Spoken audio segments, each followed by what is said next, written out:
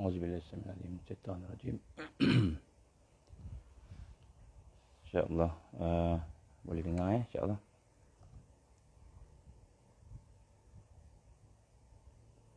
InsyaAllah kita mula dengan Ummul Quran Al-Fatihah. A'udzubillahi minasyaitonir rajim.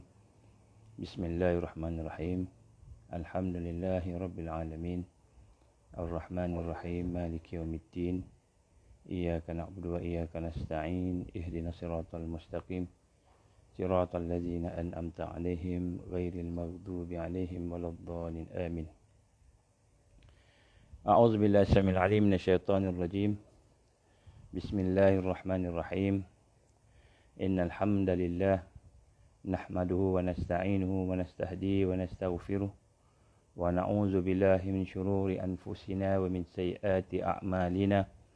من يهده الله فلا مضل له ومن يضلل فلا هادي له أشهد أن لا إله إلا الله وحده لا شريك له وأشهد أن محمدا عبده ورسوله قال رب اشرح لي صدري ويسر لي أمري واحلل عقدة من لساني يفقه قولي ربي زدني علما أما بعد قال الله تعالى في كتابه العزيز أعوذ بالله من الشيطان الرجيم وقال الذين كفروا لرسلهم لنخرجنكم من أرضنا أو لتعودن في ملتنا فأوحى إليهم ربهم لنهلكن الظالمين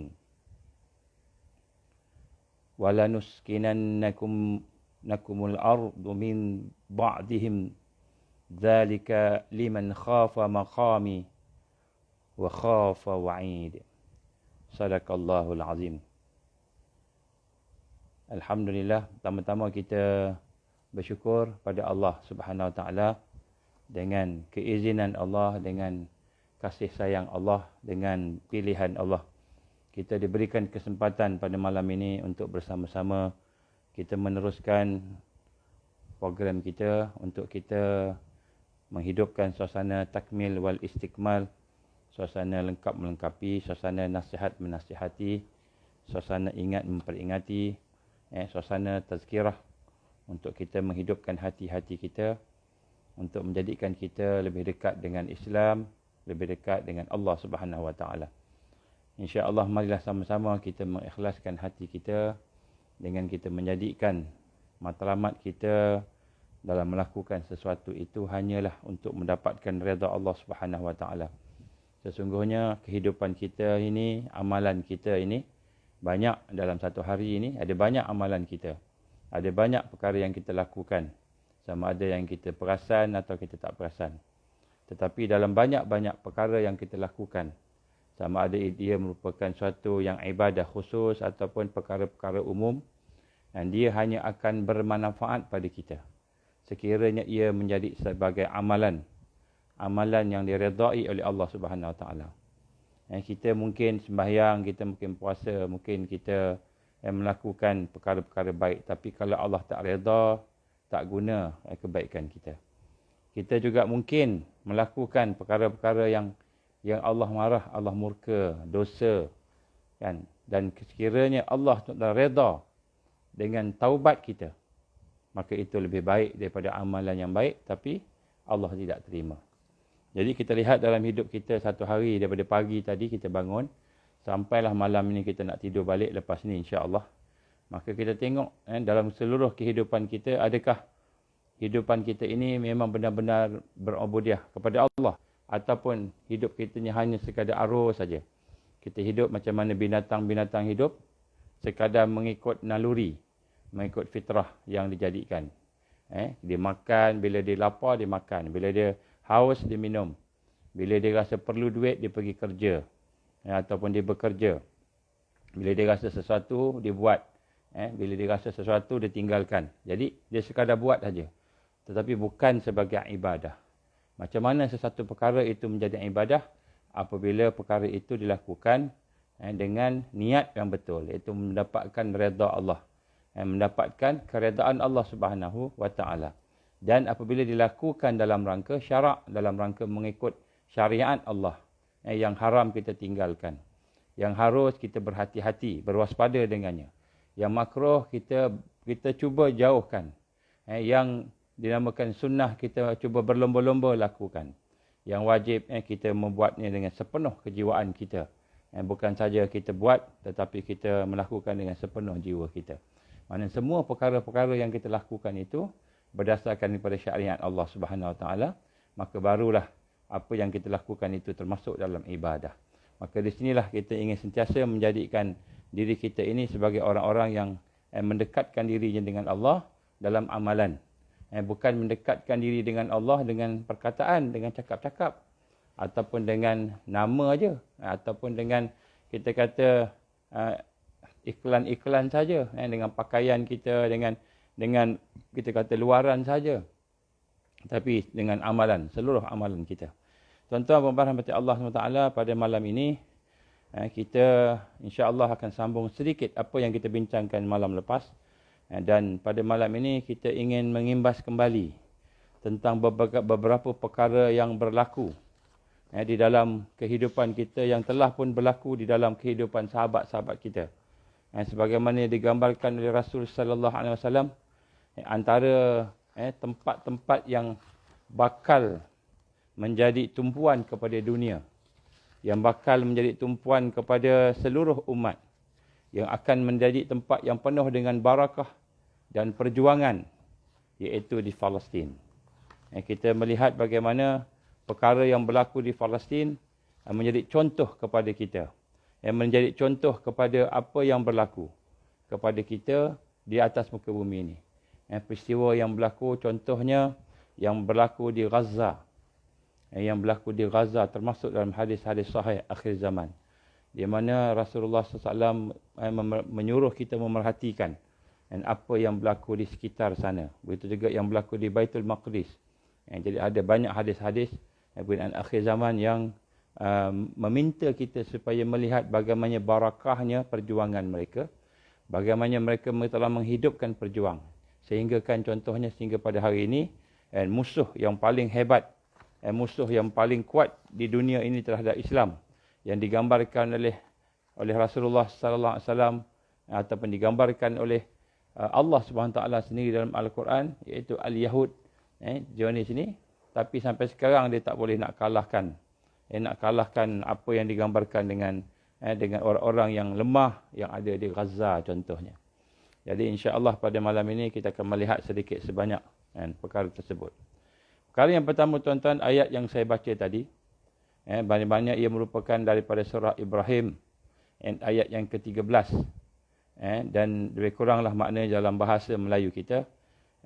Wa qala allazina kafaru, maka berkatalah dan berkatalah pula orang-orang yang kafir li rasulihim, kepada rasul-rasul mereka.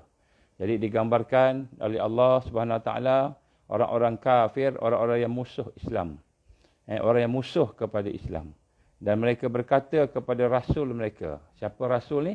Orang yang mengajak kepada Allah, orang yang mengajak kepada syurga, mengajak kepada akhirat. Maka dia berkata, demi sesungguhnya kami akan mengeluarkan kamu dari negeri kamu. Jadi kami akan mengeluarkan kamu dari negeri kamu. Maknanya dia akan halau. Halau kamu. Dia akan halau orang-orang yang beriman tadi. Ataupun kamu menjadi seagama dengan kami. Ataupun kamu bersama-sama dengan kami. Bersama-sama dengan kami. Kalau tak nak kena keluar, tak nak kena isolate, kalau tak nak kena dipulaukan, kalau tak nak kena dikuarantinkan. Macam sekarang ni heboh. Apabila peristiwa perbualan yang berlaku di dalam satu laporan. Laporan ni tidak ada nama. Jadi bila laporan tak ada nama ni, dia tidak ada yang bertanggungjawab. Maka dalam laporan itu menggambarkan tentang perbincangan dalaman daripada kerajaan orang-orang di Kanada sana.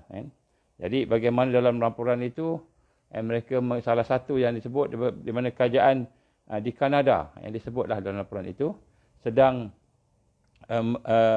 merancang untuk mengadakan pusat-pusat kuarantin yang digambarkan seperti pusat-pusat tahanan untuk nak mengasingkan orang-orang yang tak mau ikut perintah dia, atau orang-orang yang duduk dalam suasana coronavirus ni, infected kan, maknanya dia tak nak ambil vaksin, dia tak nak apa, jadi kena kuarantin. Jadi sekarang ni bising di di Kanada, di mana ada seorang ahli parlimen yang membangkitkan isu tersebut di dalam parlimen di Kanada. Dan apabila dibangkitkan isu tersebut, maka bisinglah kerajaan Kanada menafikan. Dia kata tak ada, mana ada kami nak buat begitu dan begini. Jadi benda ni sebenarnya Allah Subhanahu Wa Taala ada sebut di dalam Al-Quran, dalam surah Ibrahim ini, bagaimana Allah menggambarkan, mungkin bukan di Kanada, tapi satu saat sebagaimana yang telah berlaku sebelum ini, pada zaman rasul-rasul sebelum kita, di mana mereka ini mengancam orang-orang yang beriman, iaitu mengancam mereka untuk dibawa supaya mereka ni akan lari keluar, supaya keluar daripada negara mereka, lari menjadi pelarian, diancam dengan nyawa, diancam dengan perampasan harta, dibunuh, ditangkap dan sebagainya. Ataupun kamu menjadi bersama dengan kami, ikut kepada agama-agama kami. Maka Allah Subhanahu Wa Taala pun mewahyukan kepada rasul-rasulnya, fa'auha ilaihim rabbuhum lanuhlikan nazzalimin, demi sesungguhnya kami, kata Allah Subhanahu Wa Taala, akan membinasakan orang-orang yang zalim. Jadi orang beriman, kalau zaman dulu ada rasul, jadi Allah boleh wahyu pada Rasulullah sallallahu alaihi wasallam pada masa itu. Tapi pada masa kita ni mana ada rasul yang boleh terima wahyu secara langsung. Tetapi Al-Quran yang ada di depan kita ni, Allah Subhanahu Wa Taala menyatakan kepada orang beriman, kan, fa'auha ilaihim rabbuhum lanuhlikan nazzalimin. Allah gambarkan kepada kita, malam ni kita nak sebut, Allah menggambarkan kepada kita, wahai orang-orang yang beriman, Allah mewahyukan kepada mereka, Tuhan mereka mewahyukan kepada mereka bahawa kami, iaitu Allah, akan membinasakan orang-orang yang zalim.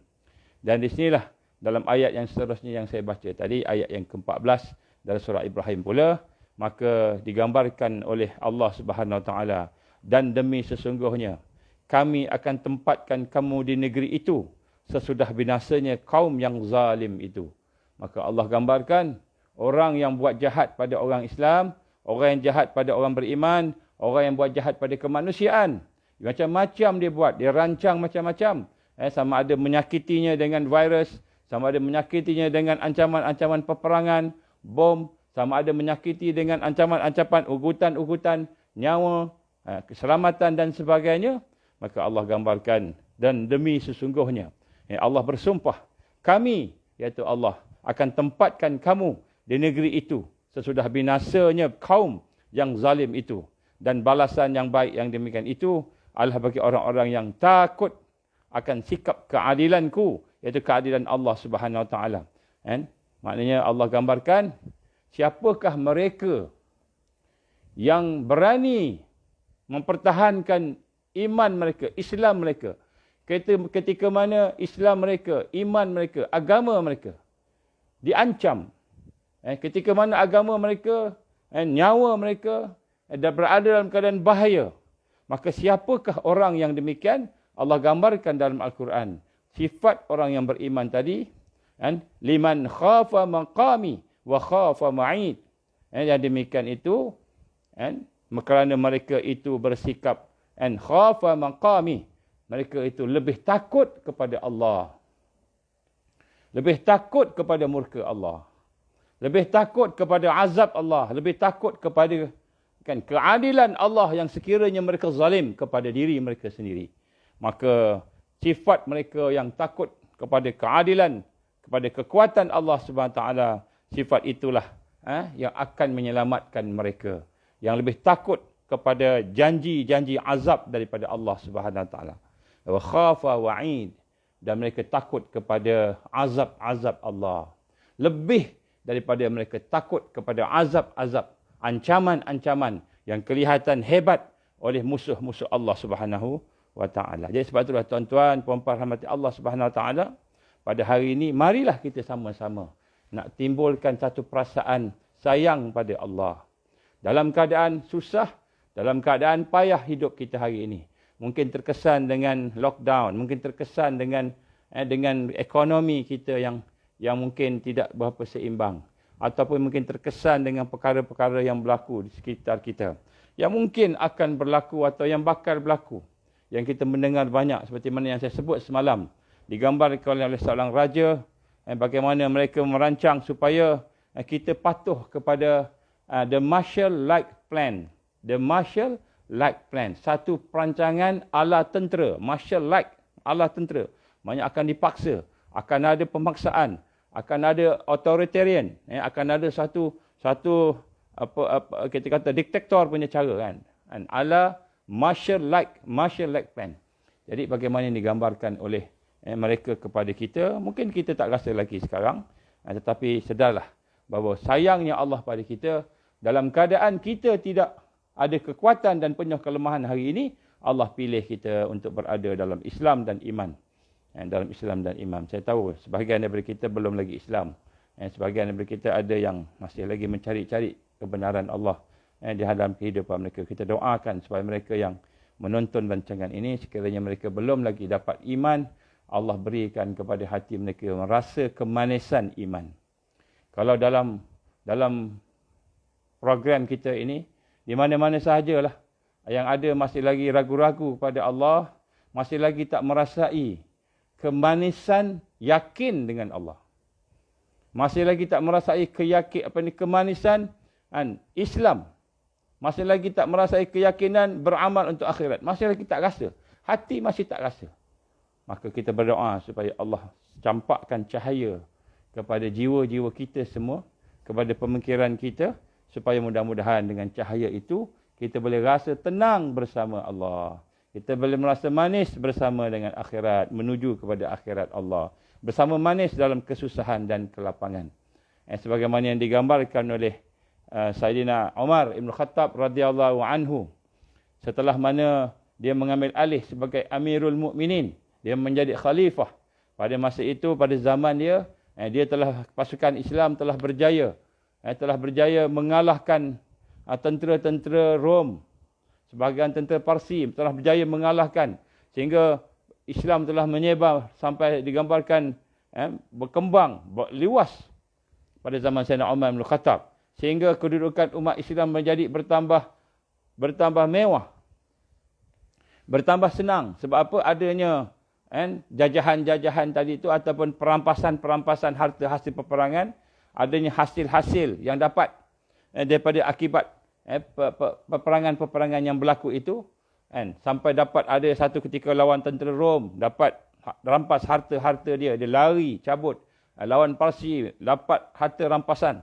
Maka Sayyidina Umar pada ketika itu melihat harta rampasan yang dapat pada zaman dia sebagai khalifah, menangis dia. Kenapa dia menangis? Dia menangis kerana dia kata, ya Allah, ketika zaman Rasul ada, tidak ada harta-harta ini. Ketika zaman Abu Bakar ada, engkau lebih sayang daripada Abu Bakar daripada aku. Tidak ada harta-harta kemewahan ini. Maka hari ini kau datangkan dunia pada aku. Kau datangkan dunia kepada tentera-tentera Islam. Menang, Allah izin, banyak harta. Ghanimah, harta-harta rampasan. Maka ya Allah, adakah kami hina sehingga engkau memberikan kesenangan pada kami? Dia rasa apa tuan-tuan? Dia rasa apabila tidak ada kesusahan dalam hidup, dia rasa seolah-olah Allah tinggalkan dia. Seolah-olah Allah biarkan dia. Seolah-olah dia dalam istidraj. Ini yang dirasai oleh Sayyidina Umar bin Khattab radhiyallahu anhu. Itulah keadaan kita sekarang ni tuan-tuan. Walaupun kita susah, tapi kita masih mewah lagi. Walaupun kita payah, kita masih lagi sebenarnya senang hidup kita. Tetapi masih lagi timbul dalam hati kita rasa tak puas hati, rasa komen, rasa tak patut kita dapat begini dan begini. Di sinilah tuan-tuan rahmat Allah, kita nak kena sentiasa merasai kasih sayang Allah. Kasih sayang Allah kepada kita, sehingga kan Allah SWT masih lagi memberikan iman kepada kita, Islam kepada kita. Walaupun dosa-dosa yang kita lakukan, walaupun kelemahan, kelalaian yang ada pada kita, keaiban yang ada pada kita, begitu banyak, Allah masih lagi berikan kepada kita hidayahnya. Masih lagi berikan kepada kita taufiknya untuk kita beramal walaupun amalan itu tidak banyak. Walaupun tidaklah sehebat sahabat-sahabat Rasulullah sallallahu alaihi wasallam. Ini tuan-tuan. Sebab itulah kita nak gambarkan di sini bagaimana malam-malam di malam-malam hari ini tuan-tuan, bila kita nak tidur, tidur awal, bangun awal-awal. Kemudian selepas itu tuan-tuan, carilah kasih sayang Allah. Carilah kurniaan Allah pada malam hari. Orang yang beriman, hati dia rindu dengan Allah. Bila dia masuk waktu malam, dah sampai malam, dia akan baring, kemudian dia akan bangun, hati dia rindu. Nak berjumpa dengan Allah. Nak bercakap dengan Allah Subhanahu Wa Taala. Sehingga akhirnya apabila hatinya rindu, dia pun bangun, dia semayang, dia rokok, dia sujud. Dan kemudian ketika itulah dia merasa nikmat. Bagaimana dia boleh berinteraksi dengan Allah Subhanahu Wa Taala. Inilah kemanisan-kemanisan yang kita hilang pada hari ini. Yang mana pada hari ini, kita lebih rasa manis, lebih rasa lazat dengan perkara-perkara dunia yang kita sayang. Dunia yang kita agung-agungkan, walaupun kita tak pernah cakap, tak pernah kata kita ni hamba dunia. Tetapi hakikatnya hati kita masih lagi bersama dengan dunia. Jadi sebab itulah tuan-tuan rahmati Allah. Maka hendaklah kita mencari kasih sayang Allah dalam hidup kita. Allah bagi dah kasih sayang dia. Kita kena cari supaya kita rasai kasih sayang Allah Subhanahu Wa Taala. Dan salah satu merasai kasih sayang Allah itu ialah kita nak menanam perasaan rindu kepada Allah. Apa makna rindu kepada Allah ni tuan-tuan? Rindu kepada Allah ni maknanya ialah seseorang itu bila dia ada peluang sahaja, sama ada matanya, telinganya, otak, akal, fikirannya, hatinya, perbuatan amalan dia, zahir, batin, segala yang dilakukan. Bila kata dia rindu pada Allah, kerana dia sayang pada Allah, maka dia akan lakukan perkara itu dengan penuh rendah diri, tawaduk, penuh tadaruk, menyerah kepada Allah Subhanahu Wa Taala untuk dia melaksanakan ibadah, ubudiyah lillahi wahdah, ibadah pada Allah. Kalau semayang tu dia ambil peluang, semayang tu sungguh-sungguh. Walaupun dia semayang 2 rakaat aja, tapi 2 rakaat tu dia buat sungguh-sungguh. Kerana dia rindu dengan Allah, rindu nak jumpa Allah Subhanahu Wa Taala. Ini kekuatan tuan-tuan yang telah hilang daripada majoriti umat Islam pada hari ini. Sehingga kita rasa kita dah serba kuat, kita dah serba ada. Kita dah serba sebi, kita cukup. Sedangkan sebenarnya yang mencukupkan kita, yang memberikan kepada kita semua itu daripada Allah Subhanahu Wa Taala. Kita tak rasa Allah yang mencukupkan keperluan kita. Kita tak rasa Allah yang memberikan anugerah pada kita. Inilah perkara-perkara yang pertama sekali pada malam ini. Allah menggambarkan kepada kita orang-orang yang takut dengan azab Allah, yang takut dengan murka Allah, takut kehilangan kasih sayang Allah, maka orang inilah yang akan Allah selamatkan. Tuan-tuan rahmat Allah, saya nak mengimbas kembali kepada perkara yang berlaku pada tahun 2009, 2007, 2008, 2009, iaitu perkara yang berlaku di Gaza. Perkara yang berlaku di Gaza tuan-tuan, pada masa itu, yang mana sempat selepas perkara itu berlaku, kami pergi ke sana. Saya nak mengimbaskan bagaimana bentuk kesusahan, bentuk kepayahan akhir zaman bagi mereka yang beriman kepada Allah Subhanahu Wa Taala. Sebelum ni kita dengar di Palestin, sebelum ni kita dengar di Burma, di Myanmar berlaku. Sebelum ni kita mendengar di Syria, di Yaman, di China. Kita mendengar di mana-mana, di Bosnia. Kita mendengar umat Islam diserang, ditekan, ditangkap, diseksa, dibunuh. Dihalau daripada tanah air mereka. Dihalau daripada tanah air mereka. Mungkin satu hari tuan-tuan, kita tak pernah rasa bahawa kita akan berlaku pada kita satu hari nanti di sini. Di Malaysia, di Indonesia, di Thailand, ataupun di mana sahaja kita berada. Kita tak terasa bahawa kita terpaksa tinggalkan rumah kita mungkin. Kita terpaksa tinggalkan kawan-kawan kita, kampung kita mungkin. Kita terpaksa berhadapan dengan kesusahan sebagaimana yang berlaku di Gaza pada hari ini. Sebelum ini kita mendengar bagaimana anak-anak Gaza menangis kelaparan, menangis ketakutan. Kalau tiba bulan Ramadan, maka mereka akan sentiasa berdoa. Habis-habisan berdoa. Kenapa? Kerana bulan Ramadan banyak bom-bom, roket-roket akan jatuh di atas rumah-rumah mereka. Bulan Ramadan mereka akan serang. Israel akan serang. Banyak serangan-serangan berlaku dalam bulan Ramadan. Kalau kita melihat hari ini peristiwa ibu dan ayah menghantar anak pergi sekolah. Naik kereta, keluar, salam, cium, jalan.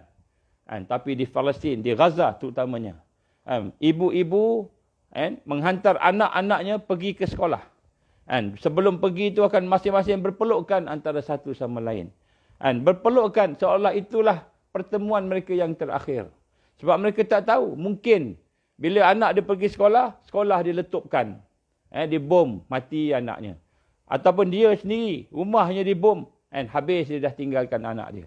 Maka setiap hari, setiap saat, ketika mereka bersama-sama dengan keluarga mereka, mereka mengambil kesempatan untuk sama-sama meraihkan keberadaan dan kebersamaan tadi. Ini berlaku di tempat-tempat yang mana peperangan boleh tercetus anytime. Tuan-tuan rahmat Allah, saya nak bacakan sedikit daripada laporan apa yang saya tulis. Terutamanya bila saya berada di sana, yang saya nak kongsi kepada tuan-tuan. Keadaannya bagaimana? Sebagaimana hari ini yang berlaku pada kita. Yang bakal berlaku pada kita. Kalau hari ini kita takut dengan virus COVID-19. Ataupun takut dengan vaksin, kita kata. Kita takut dengan penyakit, kita kata.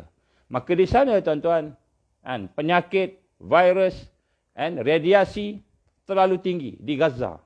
Terlalu tinggi.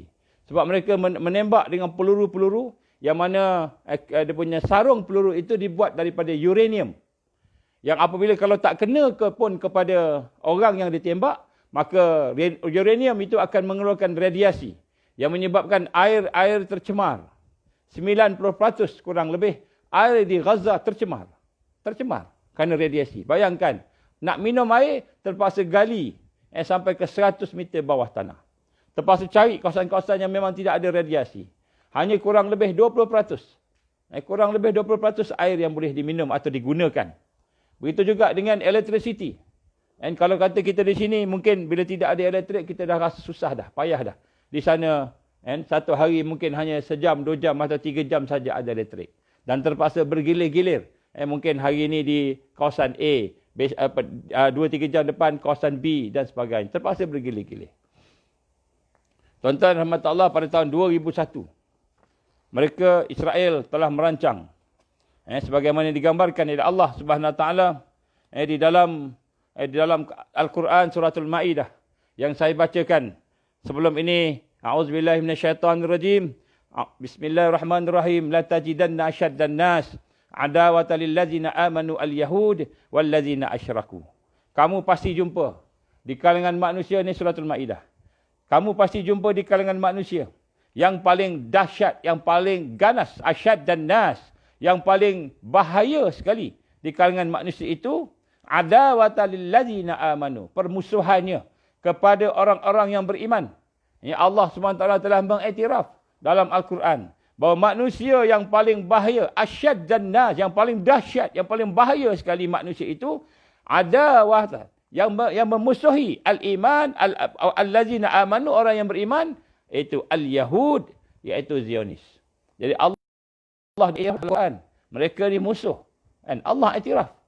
Kan bagaimana Allah telah mengiktiraf iblis sebagai musuh, syaitan sebagai musuh. Allah mengiktiraf Zionis sebagai musuh dalam Al-Quran. Asyad dan nas, musuh nombor 1 kepada orang yang beriman. Wallazina asyraku, dan juga orang-orang yang mensyirikkan Allah Subhanahu Wa Taala. Maka kita lihat salah satu contoh, saya nak ceritakan bagaimana keadaan mereka, tuan-tuan.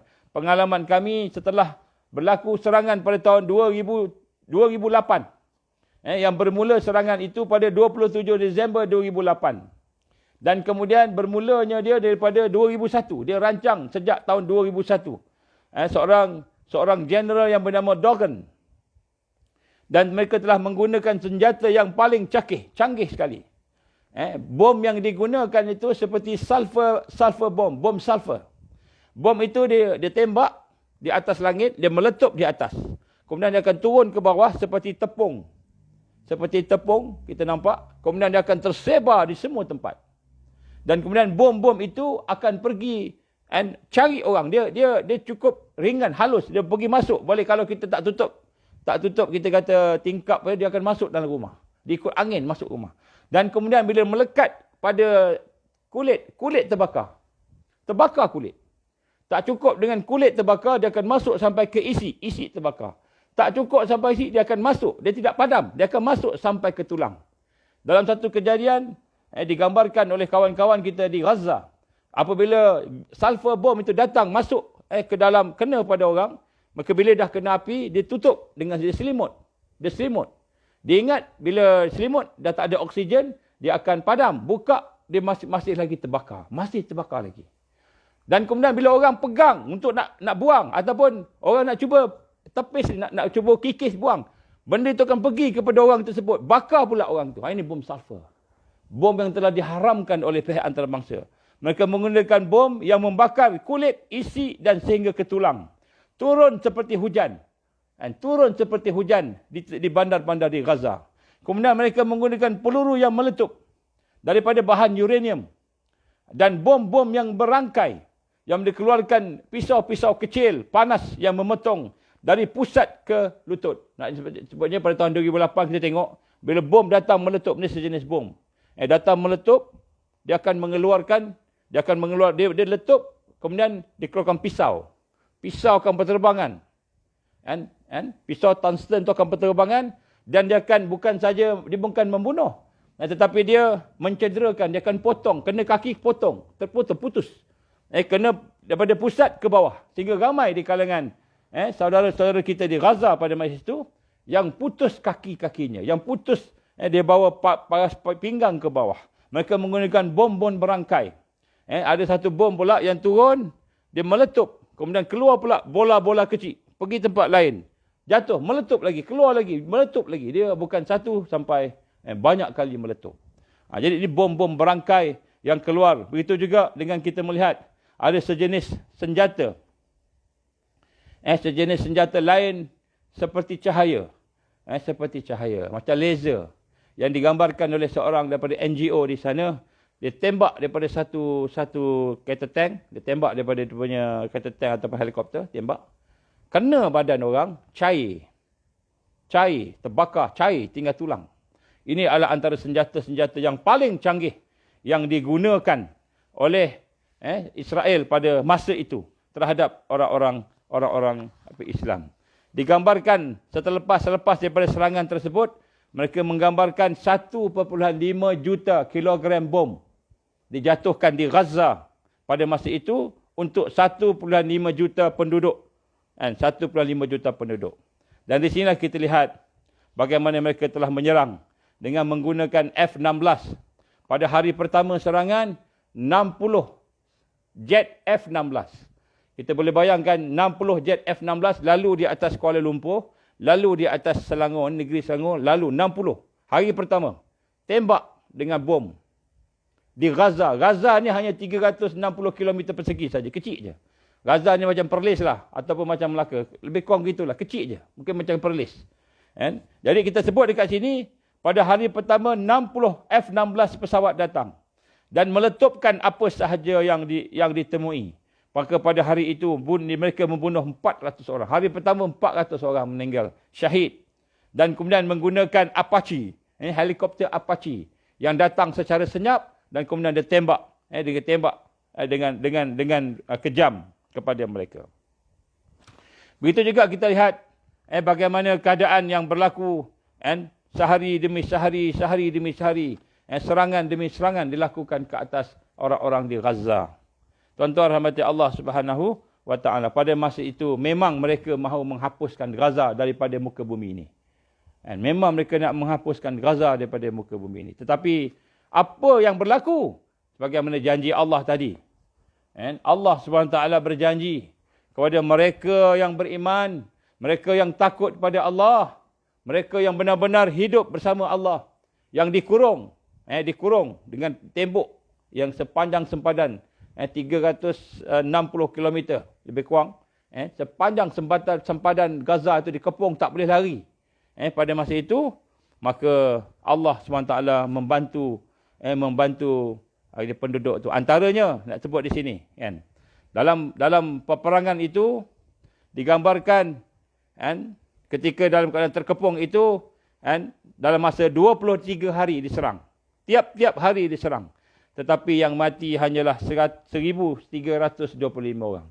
Tapi Allah izin yang meninggal dunia, yang syahid, hanyalah 1,325 orang. Tak sampai 2,000 pun. Macam mana boleh berlaku, tuan-tuan? Antaranya kisah-kisah yang digambarkan. Apabila jet pejuang F-16 nak datang ke kawasan-kawasan tadi, maka sebelum jet pejuang F-16 datang, ada burung-burung yang datang. Kawasan tu keliling. Akhirnya penduduk sempat masuk bawah tanah, rumah sebagainya. Akhirnya bom datang, mereka selamat. Dalam kejadian di serangan yang selepas itu, dan 2011 pun sama juga.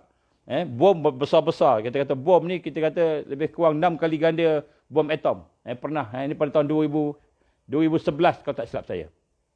Diserang, ataupun 2014. Diserang dengan keadaan bom yang kekuatan bomnya 6 kali ganda kekuatan bom atom. Maknanya dia punya besarnya bom tadi. Allah izin, tuan-tuan, bom tu jatuh tak meletup. Sehingga terpaksa pihak Brigade Al-Qassam, tentera Palestin di Gaza tu terpaksa membuat satu pasukan, satu unit menghapuskan bom. Terpaksa bom itu diangkat pelan-pelan yang tak letup tu, kemudian dibawa jauh-jauh, dia letupkan. Banyak macam itu. Jadi kita lihat bom jatuh tak meletup, bom jatuh tidak meletup pada masa-masa yang lain. Begitu juga digambarkan dalam keadaan itu Al-Qassam ataupun tentera-tentera Gaza pada masa itu cuba menyerang balas tentera-tentera Israel yang melancarkan roket tadi. Mereka kadang-kadang dia tengok dalam peristiwa itu ada, dalam gambarnya ada, tuan. Saya ada tengok video dia ambil video. Jadi dia orang tengah pasang roket. Kalau kita tengok roket dia pasang yang orang Al-Qassam ni macam kita kata meriam buluh kita lah. Canggih sikit lah daripada meriam buluh kita. Lebih kurang tu aja, orang kampung punya style, buat dekat di kampung, di dapur je. Baik. Jadi sedang mereka memasang roket, belum lagi nak picit ataupun belum lagi nak pergi kita tembak tadi, tiba-tiba roket yang dipasang tu pergi sendiri, tuan-tuan. Roket tu bergerak sendiri. Dan kemudian digambarkan mereka bergerak dan menghancurkan banyak tentera-tentera yang ada. Sehingga kan tentera Israel yang mati, tuan-tuan, pada masa itu melebihi 200 orang tentera. Melebihi 200 orang dan 10 general besar mereka meninggal dunia. Daripada roket tadi. Jadi Al-Qassamnya roket orang kampung ni, baru nak letak macam itu, tak sempat lagi pasang switch dia ke, pasang wire ke, dia dah pergi sendiri, tuan-tuan. Dan kemudian matinya lebih daripada 200 orang, termasuk 10 orang general pada masa itu. Sedangkan tentera-tentera Islam yang meninggal dunia hanyalah 80 orang sahaja. Ataupun kurang daripada 80 orang pada masa itu. Dan kita lihat bagaimana contohnya bom-bom ataupun roket-roket kawan-kawan di Gaza. Pada masa itu ketika mereka nak mempertahankan serangan Yahudi tadi, sepatutnya roket itu tak pergi jauh. Tak boleh pergi jauh. Tetapi roket itu diizinkan Allah pergi sampai ke 60 km. Patutnya maksimal paling jauh pun 40 km itu paling jauh lah. Tetapi dia boleh pergi sampai 60 km, ada yang sampai 100 km. Roket tu boleh pergi, tuan. Sehingga dia pergi ke tengah-tengah bandar Tel Aviv. Masuk ke utara lagi. Sehingga menyebabkan rakyat Israel takut. Mereka memang takut mati. Takut sehingga akhirnya memaksa Israel minta berdamai. Minta berdamai dengan Gaza. Padahal dia yang mulakan. Lepas tu akhir dia minta berdamai. Dia minta berdamai melalui Mesir pada masa itu. Tuan-tuan rahmati Allah Subhanahu Wa Taala. Banyak juga karamah-karamah yang berlaku. Contohnya seorang anak yang meninggal dunia syahid, seorang anak yang merupakan tentera meninggal dunia dan ketika mahu dikuburkan di tempat yang sama, dia nak kubur satu liang dengan ayahnya. Ayahnya yang telah syahid 6 tahun yang lepas. Ayahnya mati 6 tahun yang lepas. Ketika mereka menggali sebab nak tanam tempat yang terhad, tempat dia tak banyak. Maka dia gali di liang yang sama yang ayah dia yang mati 6 tahun yang lepas.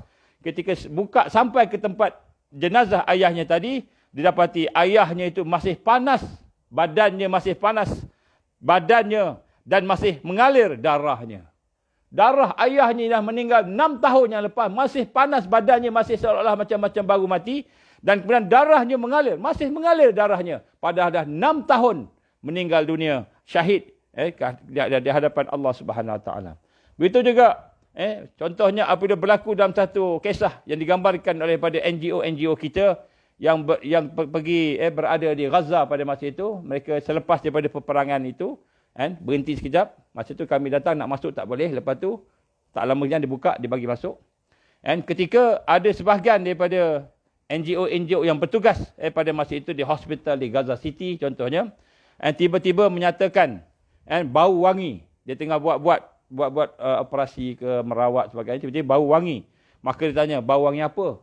Rupa-rupanya bau wangi sebab cebisan-cebisan mayat mujahidin, orang yang berjihad tadi, hancur dibawa dengan cebisan-cebisan daging yang bersepah-sepah, yang kakinya putus dan sebagainya tadi, dibawa ke hospital, dan bila mayatnya sampai di hospital, satu hospital bau wangi, tuan-tuan. Inilah yang digambarkan oleh pertolongan Allah Subhanahu Wa Taala. Ini yang digambarkan pertolongan Allah. Sebab tu Allah SWT yang telah berfirman di dalam surah Al-Imran ayat 160. Surah Al-Imran ayat 160. In yansurkumullah fala ghaliba lakum wa in yakhzurkum faman zal ladzina yansurukum min ba'di wa 'alallahi falyatawakkalul mu'minun. Shadaqallahul azim. In yansurukumullah, dan jika Allah menolong kamu, fala ghaliba lakum, maka siapakah yang boleh mengalahkan kamu? Kalau Allah menolong kamu, maka siapakah yang boleh mengalahkan kamu? Wa in yakhzurkum faman dzal ladzina yansurukum min ba'di. Maka jika Allah membiarkan kamu, sekiranya Allah membiarkan kamu, biar saja kamu kepada musuh-musuh yang ada. Musuh Allah, musuh kepada manusia dan kemanusiaan, musuh kepada alam ini. Jika Allah membiarkan kamu, maka siapa yang dapat menolong? Maka siapa yang dapat menolong kamu selepas itu? Selepas Allah biarkan. Kerana itu, wa 'alallahi falyatawakkalul mu'minun. Kerana itu, hendaklah kepada Allah sahaja para orang beriman itu bertawakal, bergantung harap kepada Dia. Tuan-tuan rahmati Allah, ini suratul Imran ayat 160 ni. Allah gambarkan kepada kita apa dia? Allah gambarkan bahawa kalau Allah tolong kita, susah macam mana pun kita, payah macam mana pun hidup kita, dari aspek kesihatan ke, dari aspek keselamatan ke, dari aspek kita kata ketakutan ke, dari aspek ekonomi ke, dari aspek kelaparan ke, dari aspek apa saja. Sekiranya Allah tolong kita, siapa yang boleh kalahkan kita? Tetapi sekiranya Allah membiarkan kita, selepas Allah biarkan kita, siapa lagi yang boleh menolong kita? Maka inilah orang-orang, hanya kepada orang-orang yang bertawakal kepada Allah sajalah, kepada Allah sajalah orang yang beriman akan bertawakal. Ya, sebab itu tuan-tuan rahmat Allah SWT, di sini pertama pada malam ni kita nak rasa di akhir zaman memang susah, memang payah. Memang kita akan berhadapan dengan banyak ujian dan cubaan. Malam ni saya tak nak cerita sangat mengenai apa yang mereka nak buat. Mungkin akan datang kita akan cerita lagi, sambung di apa yang telah disebut oleh Rasulullah SAW tentang akhir zaman. Tapi saya nak sebut malam ini, sesungguhnya Allah SWT akan mendatangkan ujiannya kepada kita. Tetapi apabila kita berada bersama Allah, Allah memberikan kekuatan dan kemenangan kepada kita, siapa lagi yang kalahkan kita? Siapa yang boleh kalahkan kita? Apa yang dia boleh buat, tuan-tuan? Kalau dia boleh tangkap, masuk penjara contohnya, masuk penjara. Kita berkhalwat dengan Allah, kita bersama Allah dalam penjara. Contohnya. Ataupun dia seksa, memang sakit. Saya teringat satu kisah daripada kawan-kawan, kalau tak silap, daripada Tunisia. Cerita ini dikisahkan oleh salah seorang kawan saya ketika saya belajar. dari Tunisia ketika Tunisia diperintah oleh sosialis komunis. Sosialis komunis. Tuan-tuan, untuk pengetahuan tuan-tuan, kan, ketika Dajjal memerintah nanti, dia akan menjadi seperti sosialis dan komunis. Sebab tu kita nampak hari ni China nampak naik. Amerika akan habis. Amerika akan habis. Amerika ni kalau Trump naik pun dia akan habis, akan jatuh. Kalau Biden naik pun dia akan jatuh, habis. Peranan Amerika dah sampai ke penghujung. Maka akan naik peranan yang ketiga, iaitu peranan raja yang akan bangkit di Palestin. Tempat yang ditawan oleh Israel di Palestin, di Israel. Maka pada ketika itu naik raja, dia akan mengamalkan sosialis. Macam sosialis di China. Iaitu diktator, memaksa. Semua orang kena ikut dia. Kalau sosialis di China, ikut parti, ikut organisasi. Yang ini ikut seorang raja. Tuan-tuan dan mati Allah Ta'ala apa dia kata? Maka ketika itu, kerajaan yang memaksa diktator itu mengancam para ulama. Ulama dibunuh. Dibunuh ulama. Dia cari ulama. Maka satu ketika dikisahkan dia kata, mereka menyerbu satu kampung. Ini berlaku di Tunisia. Ini lama dah, banyak tahun dah. Banyak tahun dah. Maka dia kepung kampung tu. Sebab dia tahu kampung itu ramai orang-orang beriman di situ. Ulama-ulama ramai di situ. Mereka kepung kampung tersebut. Dan kemudian, bila mereka masuk ke dalam kampung tersebut, orang-orang yang laki-laki ni banyak dah masuk ke hutan, pergi ke gunung-gunung. Sebab dia tahu mereka akan ditangkap. Tinggal yang perempuan-perempuan dan yang wanita dan anak-anak. Dengan orang tua je tinggal. Apa berlaku tuan-tuan? Ni dia cerita sendiri tuan-tuan. Dia cerita kat saya pada masa tu. Dia kata ni pengalaman kami di Tunisia. Kamu kena ambil perhatian. Ni ketika kami dulu dikawal oleh golongan sosialis, dia kata. Sosialis ni, kan, bila dia jahat sungguh. Maka nak sebut sini, dia kata, apa berlaku? Maka ketika dia sampai ke kampung tersebut, dia pun tengok orang laki-laki dah tak ada, yang dia nak cari dah tak ada, ulama ke, ataupun orang soleh-soleh dah tak ada semua. Dia kumpulkan semua perempuan-perempuan, orang tua, anak-anak, dikumpulkan di tengah-tengah kampung. Macam kita katakanlah di tengah di padang bola, katakan. Dikumpulkan ramai. Kemudian dipanggil dengan pembesar suara. Pemuda-pemuda, orang kampung, ulama-ulama. Dia panggil, dia sebut nama seorang-seorang. Kemudian bila dia sebut nama seorang-seorang, tuan-tuan, lepas tu, dia bagi amaran. Kalau kamu tak keluar, dia kata. Contohnya dia sebutlah, Ahmad, katakan. Kalau kamu tak keluar, Ahmad, dia kata. Contohlah, Maka dia kata, aku akan ambil anak kamu. Aku akan lempar 100 meter daripada atas. Dia gunakan pembesar suara, tuan-tuan. Dan dia buat sungguh. Dia tarik anak dia. Dia tarik anak dia. Dia bawa naik helikopter. Helikopter naik 100 meter atas kampung. Naik atas 100 meter atas. Dia campak budak tu ke bawah. Dia campak budak tu ke bawah. Mati. Dia turun helikopter. Dia sebut lagi nama. Siapa? Katakanlah Abu pula. Katakan Abu. Kalau kamu tak keluar, dia kata, aku akan tarik ibu kamu. Emak kamu, aku tarik. Dia tarik pula makcik tu seorang. Tarik. Naik atas helikopter. Naik atas. Campak, tuan-tuan. Macam gitu. Macam gitu. Bayangkan ketakutan, kesedihan. Siapa yang melanggar dia, tembak macam itu aja. Tuan-tuan rahmati Allah Subhanahu Wa Taala. Diizinkan cerita akhirnya salah seorang tertangkap. Salah seorang laki-laki tertangkap. Dia ditarik masuk ke dalam tempat penyiksaan sebab dia nak dapat nama. Kat mana kawan-kawan kamu sembunyi ni? Kat mana sembunyi ni? Dia nak dapat nama semua. Ini berlaku di zaman kita ni, tuan-tuan. Tapi bukan masa tahun, banyak tahun dah. Banyak tahun lepas. Tuan-tuan rahmati Allah, maka dia seksa. Dia pukul, dia pegang, dia potong telinga. Dia buat macam-macam, tuan. Dicabutnya gigi, dicabutnya kuku. Dia buat macam-macam supaya bercakap. Tapi Allah izin pemuda tersebut. Seorang yang soleh. Seorang yang dekat dengan Allah SWT. Dia buat macam-macam. Tetap dia tidak cakap. Di mana sahabat-sahabat dia? Tetap dia tak cakap. Di mana ulama yang ada bersama dia? Tetap dia tak sebut. Dia kata, biar aku mati. Tuan-tuan. Tak cukup dengan diri dia. Dia tarik pula. Isteri dia dengan anak-anak dia. Bawa dalam penjara. Isteri dengan anak-anak dia. Dia seksa pula isteri dengan anak-anak dia. Depan mata dia, tuan-tuan. Kalau kita kena, mungkin kita tahan. Ini anak kita kena. Isteri kita kena, tuan-tuan. Dia seksa pula. Ini berlaku, tuan-tuan. Sehingga akhirnya dia bunuh isterinya dan anak dia.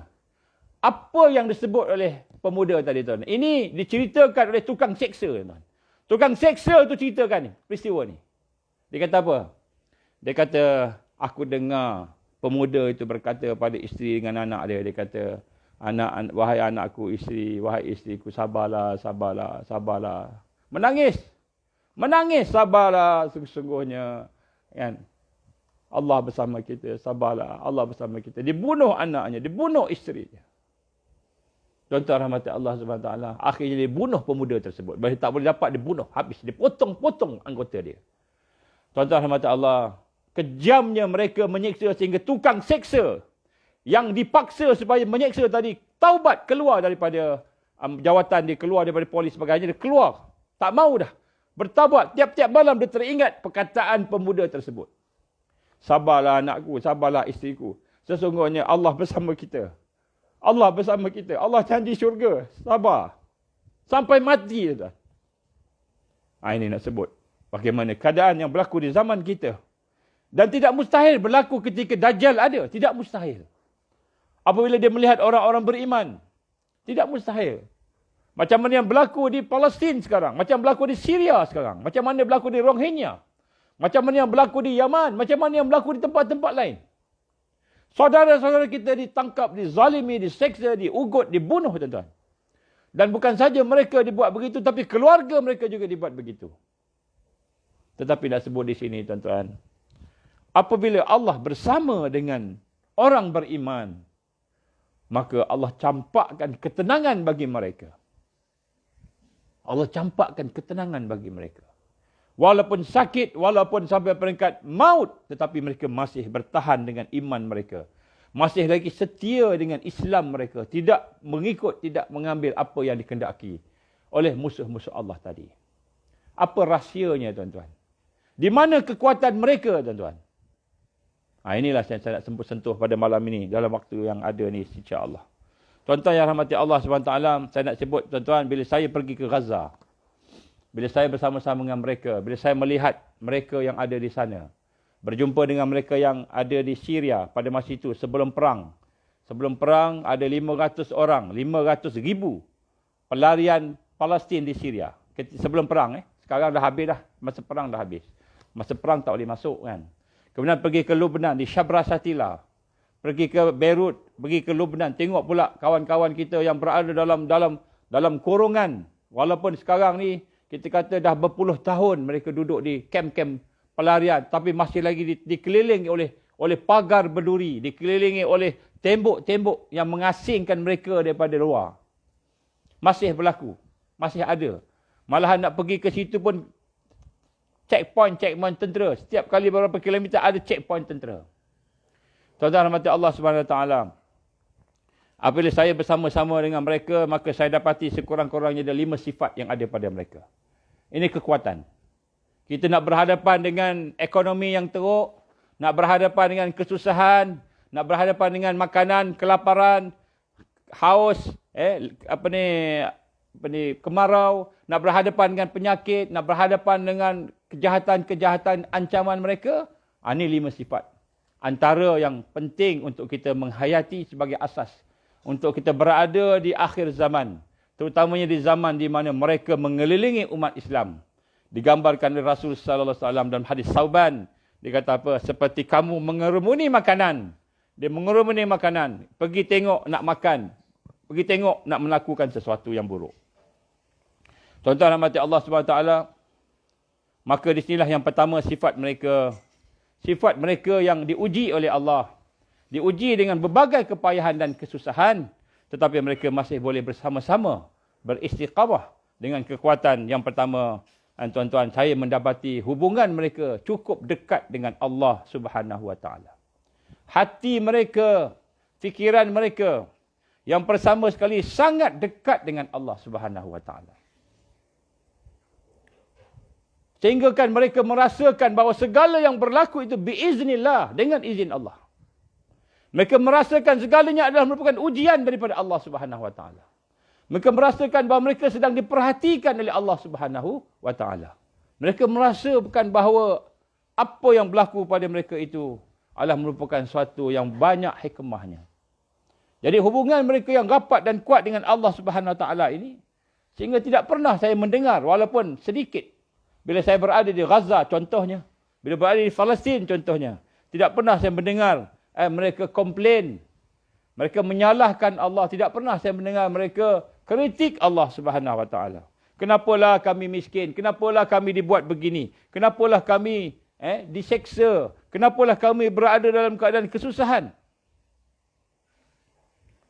Dan sinilah digambarkan.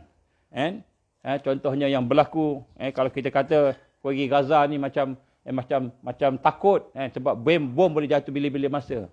Rupa-rupanya tuan-tuan, bila saya masuk ke Gaza, selepas ketika dibuka pintu sempadan oleh Mesir, masuk ke Gaza, walaupun bom masih dengar-dengar lagi, maka pada masa itu tuan-tuan, suasana ketenangan jiwa mereka menyebabkan kita tenang, tuan-tuan. Kita rasa tenang berada di Gaza. Lebih daripada rasa tenang berada di Malaysia. Luar biasa, tuan-tuan.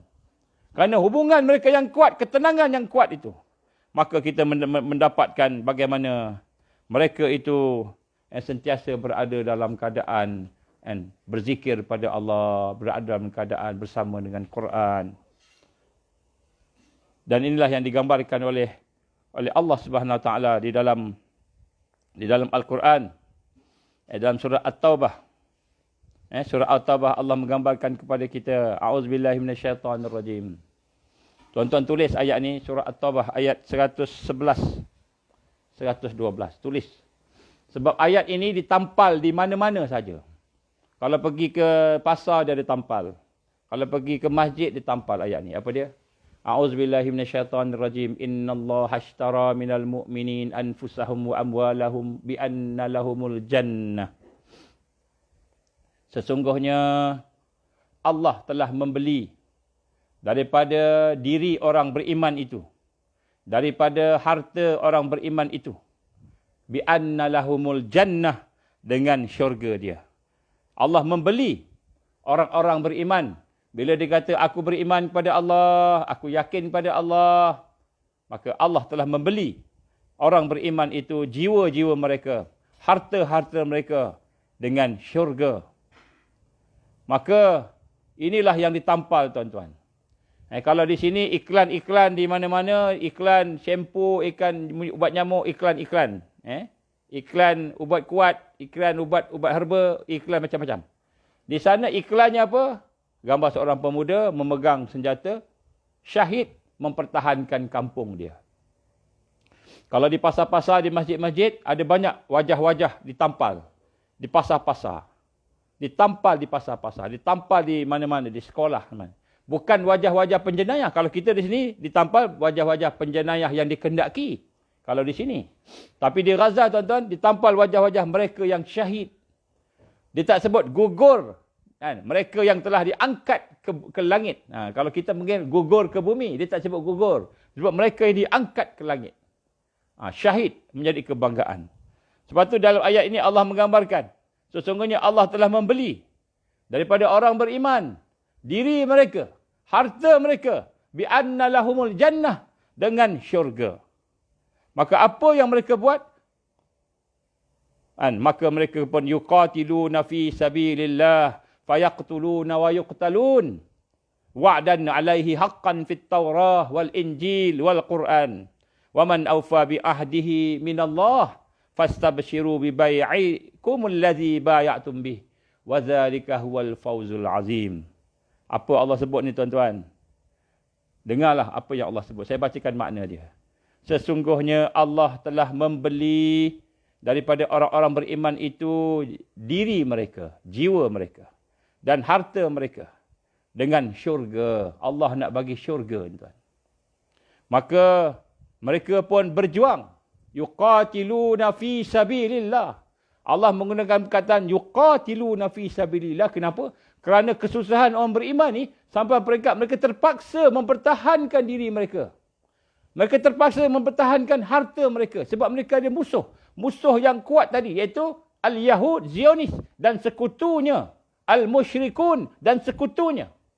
Maka digambarkan oleh Allah Subhanahu Wa Taala, kamu terpaksa berperang. yuqatiluna fi sabilillah, maka kamu terpaksa mempertahankan diri kamu berjuang pada jalan Allah Subhanahu wa taala. Allah menggunakan perkataan yuqatiluna fi sabilillah fayaqtuluna wa yuqtalun, dan mereka terpaksa membunuh dan dibunuh. Dan yang demikian itu, kata Allah Subhanahu wa taala, benarlah sebagaimana yang telah dijanjikan, yang telah ditetapkan, yang Allah telah tetapkan di dalam kitab-kitabnya, iaitu Taurah, Injil dan Quran. Allah dah tetapkan dah bahawa orang yang beriman akan diserang, akan di-attack oleh orang yang memusuhi mereka. Yang musuh Allah akan serang. Jadi bukan orang baik aja dekat sini, ada orang tak baik juga akan menyerang. Jadi orang beriman kena pertahankan diri mereka. Kena pertahankan harta mereka. Kena pertahankan kehidupan keluarga mereka daripada ancaman-ancaman tadi. Maka inilah yang telah Allah janjikan, yang telah Allah tetapkan, yang telah ditulis dalam kitab-kitabnya, Taurat, Injil dan Quran. Dan siapakah orang yang lebih sempurna janjinya daripada Allah? Jadi tuan-tuan, siapa lagi yang sempurna janjinya daripada Allah? Saya teringat ketika saya berada di atas kapal, ketika kami diserang. Kapal flotila Mavi Marmara tahun 2010. Ketika peluru datang macam hujan turun. Orang Israel datang, terus tembak. Datang, terus tembak. Tembak. 9 orang syahid di atas kapal ketika itu. 80 orang ditembak cedera parah. 80 orang ditembak cedera parah. Seorang koma, mati 2 tahun lepas tu. 10 orang meninggal dunia akibat diserang ketika kami berada di atas kapal. Maka ketika itu saya teringat. Apa saya teringat? Dan ketika mula serangan tu, mula-mula kita tergamam sekejap. Terdiam sekejap. Tak sangka peluru datang. Kemudian bom dia tembak. Bom yang meletup keluarkan cahaya tu. Asap. Kuat bunyi dia. Berdesing telinga.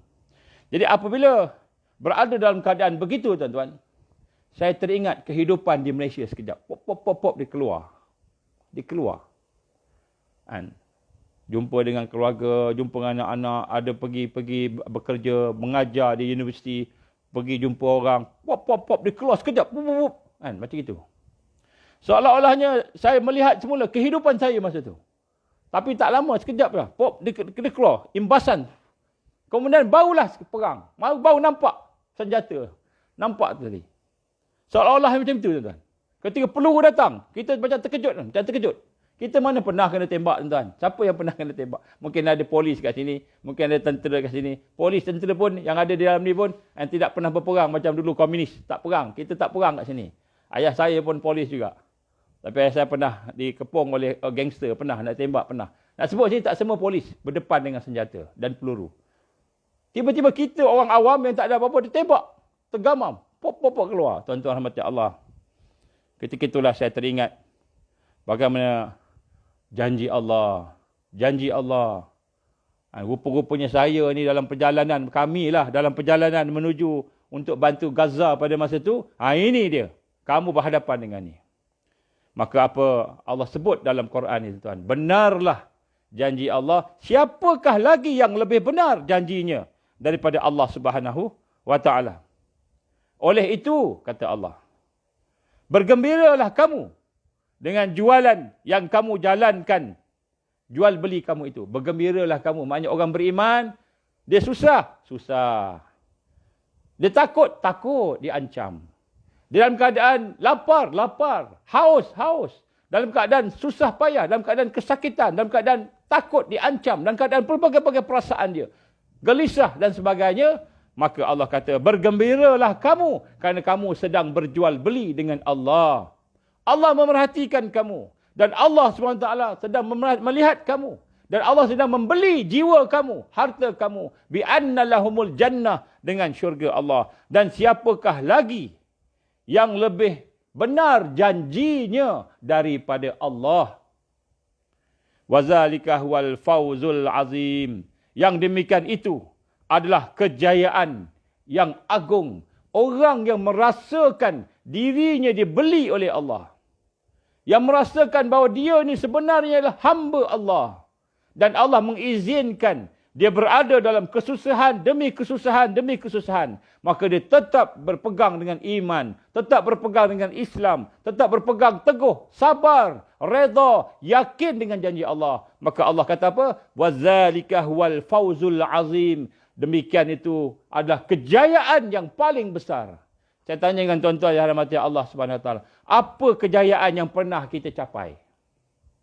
Dalam hidup ni, apa kejayaan yang pernah kita capai? Berjaya dapat projek 1 bilion, berjaya dapat projek-projek bisnes, kita berjaya dapat mata pelajaran kita cemerlang dapat semua A, kita berjaya masuk dalam universiti dapat belajar sampai master, PhD, sampai postdoctorate, kita berjaya menjadi pemimpin yang orang senang, kita berjaya menjadi seorang yang disukai ramai, kita berjaya menjadi seorang yang popular, kita berjaya mengumpul harta kita, bisnes berjaya. Apa kejayaan yang pernah kita lakukan yang paling berjaya, yang paling hebat dalam hidup kita, tuan-tuan? Saya nak tanya dengan tuan-tuan, jawab.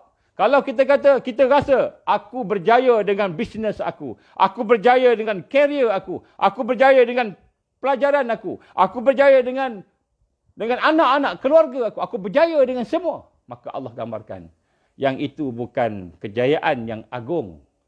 Kejayaan agung ialah apabila dia memenuhi janji dia dengan Allah. Dan apabila dia mengikuti jalan-jalan yang telah diperintahkan oleh Allah Subhanahu Wa Taala. Itu mengikuti jalan al-iman, mengikuti jalan al-Islam, bersama-sama atas jalan kebenaran tadi. Sampai dia dipanggil pulang oleh Allah. Maka kata Allah apa? Apa Allah firman? Wazalika huwal fawzul azim. Yang demikian itu adalah kejayaan yang paling agung. Al-azim. Kejayaan yang paling agung yang boleh dicapai oleh seorang manusia, hamba Allah. Bukan kejayaan biasa-biasa. Maka Allah Ta'ala pun menyatakan dalam ayat ini, bagaimana sesungguhnya Allah telah membeli kita orang beriman. Maka orang beriman akan memenuhi janji dia pada Allah. Allah kata apa? Allah kata kamu senang, dia bersyukur. Allah tetapkan kesenangan, dia bersyukur. Allah berikan kepada dia kesusahan, dia sabar. Allah berikan dia masalah, dia redha. Ada 3 perkara, tuan-tuan. Bila kita hadap dengan masalah, 3 perkara. Yang pertama, kita kena sabar. Saya dah cakap dah semalam. Kena sabar. Kenapa sabar? Sebab Allah izin perkara itu berlaku. Allah izin. Allah yang jadikan kita. Maka kita pun bersabar. Sabar. Yang kedua, kena redha. Bukan saja sabar, tetapi kena redha. Redha ni makna apa? Redha ni maknanya hati kita rasa tenang bersama kesabaran. Sabar ni masih sabar tapi gelisah. Sabar boleh lagi sabar tapi kita masih lagi takut. Sabar masih sabar tapi kita masih lagi ada perkara-perkara yang kita mungkin menggelabah, panik. Tetapi nombor 2, kita kena redha. Apa redha ni, tuan-tuan? Kita nak rasa tenang bersama kesabaran. Kenapa kita tenang bersama kesabaran? Kerana sabar kita bersama Allah. Tenang kita bersama Allah. Bersama Allah Subhanahu Wa Taala. Kalau kita bayangkan diri kita ni seorang budak. Seorang budak. Sekolah rendah. Kemudian dibuli oleh kawan-kawan. Satu kelas buli kita. Satu kelas aniaya kita, buli kita. Maka tiba-tiba mak kita datang. Tiba-tiba ayah kita datang.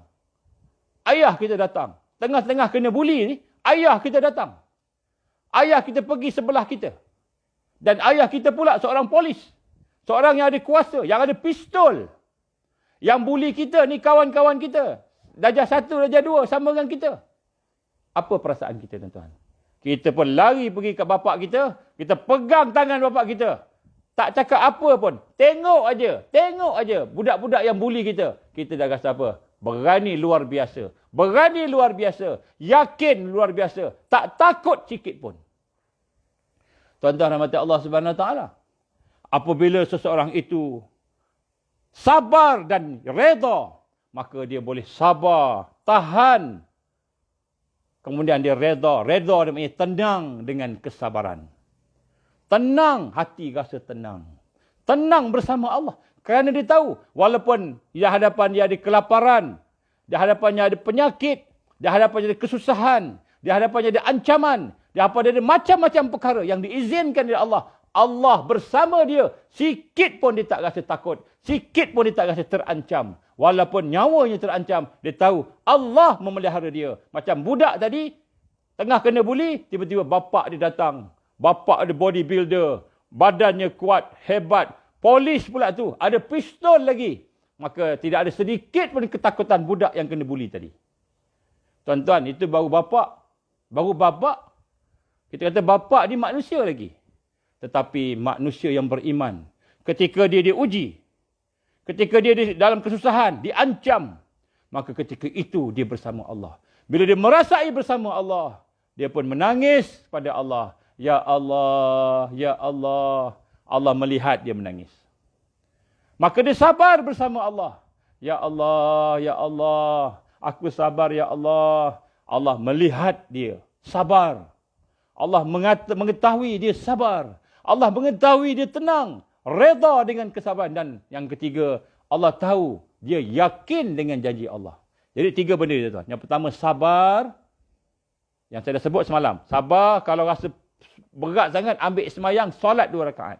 Kita rasa lapar sangat, ambil semayang, solat 2 rakaat. Kita rasa takut sangat, ambil semayang, solat 2 rakaat. Mengadu kepada Allah, Tuhan yang memiliki semua sekali. Memiliki sekalian alam. Kita mengadu pada dia. Bila habis semayang, kita rasa tenang. Redha, Ya Allah. Raditu billahi rabba. Wabil islami dina. Wabil Muhammad sallallahu alaihi wasallam nabiyya wa rasulah. Aku reda Engkau sebagai Tuhan aku, Ya Allah. Aku reda Islam sebagai agama aku, Ya Allah. Aku reda Nabi Muhammad sallallahu alaihi wasallam sebagai Nabi aku. Reda. Dan ketiga ialah yakin. Apa yakin seorang yang beriman? Dia yakin bahawa tidak ada satu pun kesusahan yang berlaku pada dia. Melainkan Allah akan bayar, ganti dengan sifat dia yang maha berkuasa, maha pengasih dan penyayang. Allah akan gantikan dengan syurga Allah subhanahu wa ta'ala. Tuan-tuan rahmati Allah subhanahu wa ta'ala. Inilah perasaan kekuatan yang ada. Kekuatan yang pertama yang ada kepada mereka yang ada di Gaza. Yang berhadapan dengan musuh yang paling jahat sekali di dunia ni. Al-Yahud Zionis. Dan bagaimana mereka boleh mengalahkan musuh-musuh yang hebat tadi di mata manusia. Kerana mereka yakin Allah lebih hebat. Maka dalam sejarah tuan-tuan, tidak pernah dalam sejarah satu tempat yang dikepung. Satu tempat yang dikepung, diperangi, bom jatuh dalam Gaza. Tak pernah dalam sejarah satu tempat kena kepung. Apabila dia buka pintu sempadan, orang luar berduyun-duyun masuk ke dalam Gaza. Orang Gaza tak nak keluar daripada Gaza. Tidak ada tempat, tuan-tuan. Kalau kita kena lockdown, sebelum lockdown tu kalau kita nak keluar dah. Sebelum dikepung, kita nak keluar dah. Tak nak duduk situ. Tapi di Gaza, tuan-tuan, orang Gaza tak nak keluar. Berlaku satu ketika, masa itu saya berada di sana, ada seorang pemuda, 17 tahun, ditembak di kepalanya. Dia kena tembak di kepala, pelurunya tembus, dia koma, jatuh koma. Maka ambulans bawa, nak pergi ke hospital di Gaza, tak cukup operasi dan sebagainya, dia pergi nak masuk ke Mesir. Masa ketika pintu pagar dibuka, dia pun masuk ke Mesir, maka dilakukan operasi di Mesir, akhirnya Allah izin berjaya dia. Lepas beberapa minggu, dia tersedar daripada koma, dia pun bertanya, soalan nombor 1. Ini budak ni, umur dalam 17 tahun. Dia kata apa? Di mana aku? Aku kat mana ni? Nampak keadaan aman, tak dengar bunyi bom, tak dengar apa. Di hospital di Kairo, di Kahira. Maka ditanya oleh budak tu, aku di mana? Aku di mana? Maka dijawab oleh doktor yang ada itu, kamu selamat, kamu berada di Kairo, kamu berada di Mesir, di Egypt. Maka budak tu menangis. Dia kata, kenapa kamu bawa aku ke sini? Aku tak nak mati di Mesir. Aku tak nak mati di Kairo. Aku nak mati di Gaza. Kenapa bawa aku ke sini? Aku nak balik semula ke Gaza. Aku nak balik semula ke Gaza. Menangis dia, tuan-tuan. Masya Allah. Kita hari ini melihat, kita ingat duduk dalam kawasan terkepung. Susah payah. Mereka ketakutan. Diancam tiap-tiap hari. Kehausan tiap-tiap hari. Makanannya tercatu tiap-tiap hari. Dalam keadaan susah. Nak belajar pun payah. Nak bekerja pun payah. Tak ada kerja. Tak boleh kerja. Kerja tak ada. Dalam keadaan diancam dengan penyakit tiap-tiap hari. Tetapi mereka hidup dengan tenang. Dan ada kekuatan. Kerana rahsia mereka yang pertama, mereka bersama Allah. Mereka bersama Allah subhanahu wa ta'ala. Ini rahsia pertama, tuan-tuan. Yang kedua, tuan-tuan, sifat yang ada pada mereka. Mereka sangat dekat dengan akhirat. Yang kedua, mereka sangat dekat dengan akhirat. Sehingga kan mereka tidak terberdaya dengan tipu daya dunia. Sebab itulah apabila mereka solat, contoh tuan-tuan, bila mereka solat, mereka merasakan bahawa solat itulah solat terakhir. Tuan-tuan pernah tak merasai bahawa solat itu solat terakhir? Pernah tak? Saya yakin tuan-tuan tak pernah. Kenapa? Kerana tuan-tuan tak pernah merasa terancam nyawa tuan-tuan ketika nak solat. Kita nak solat, kita tak rasa nyawa kita terancam. Sebab tu kita tak rasa bahawa ini solat kita yang terakhir. Alhamdulillah, kami yang ada di atas kapal Mavi Marmara tuan-tuan, ketika kami nak kena serang dengan Israel Yahudi pada malam tu sembahyang Maghrib Isyak, kami rasa ini sembahyang terakhir tuan-tuan. Sebab apa? Malam nanti ataupun besok pagi, Israel akan serang. Mungkin mati, mungkin kena bom, mungkin kena tangkap, mungkin kena bunuh. Wallahu a'lam. Maka apa yang ada pada hati kami? Penyerahan yang total, ketundukan yang total. Kosongkan hati daripada dunia tuan-tuan. Kosong hati daripada dunia. Ketika semayang tu, kosong hati daripada. Tak mau fikirlah yang lain. Hanya menghadap Allah sahaja. Sebab itulah ketika semayang, saya yakin. Saya tak tengok semua, tapi saya yakin. Ramai menangis ketika semayang. Ketika semayang Maghrib Isyak, menangis tuan-tuan. Tuan-tuan pernah semayang Isyak Maghrib menangis? Apa menangis kerana apa tuan-tuan? Menangis kerana sakit perut. Menangis kerana lapar. Menangis kerana hilang duit. Ini nangis kerana nak jumpa Allah Subhanahu Wa Taala tuan-tuan.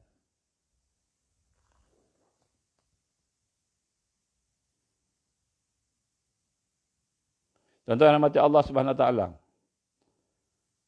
Blackout dia, blackout. Kejap Macam dia Gaza pula tuan-tuan. Ada sabotaj daripada Israel. Sekejap tuan Tolong dekat tu.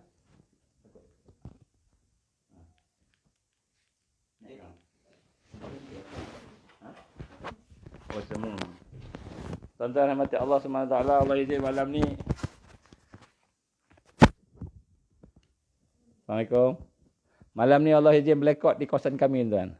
Macam di Gaza. Allahu Akbar. Satu perkara yang first time lah kita buat dalam gelap. Tak apa tu. Sekejap saja insya-Allah. Baik. Jadi yang kedua tuan-tuan nak sebut kat sini, apabila kita melihat sahabat-sahabat kita yang berada di sana, mereka berada dalam keadaan merasakan bahawa hidup mereka hari ini, inilah hidup mereka yang terakhir. Bila mereka merasakan hidup mereka yang terakhir, maka pada masa itu, apa yang berlaku tuan-tuan? Maka mereka akan melaksanakan semuanya dengan yang terbaik yang mereka mampu. Kalau sembahyang yang terbaik. Kalau kita puasa yang terbaik. Kalau mereka baca Quran yang terbaik. Beramal yang terbaik. Dan di sinilah kita lihat bagaimana pada masa itu. Mereka merasakan bahawa mereka sangat dekat dengan Allah. Ini dekat dengan akhirat tuan-tuan. Kita pernah tak rasa bahawa kerja kita hari ini, kerja kita yang akhir. Maka kita pun pastikan kerja kita tu ibadah. Kita pergi kerja, kita rasa kerja tu ibadah. Kita rasa kerja tu ibadah. Kita rasa kita nak kena buat sungguh-sungguh. Tak nak rasuah-rasuah. Tak nak corruption. Nak bersifat amanah. Nak bersifat bersungguh-sungguh. Pernah tak tuan-tuan? Tak pernah.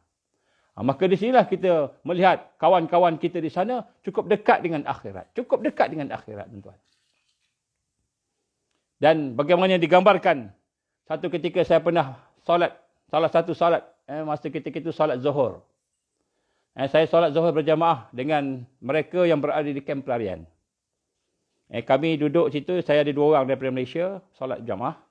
Ketika nak solat tu, maka dia minta kita jadi imam. Kata, saya tak nak jadi, kami ni nak dengar, nak ni. Kemudian dia minta bagi tazkirah tuan. Lepas sembahyang dia minta bagi tazkirah. Jadi apa berlaku tuan-tuan? Apa tazkirah dia? Ni, suatu yang kita rasa luar biasa. Dia kata apa? Tuan-tuan, puan-puan, tuan-tuan sekalian, dia kata, saudara-saudaraku yang dikasihi, saya ingin bertanya kepada saudara-saudara sekalian. Sudahkah saudara memilih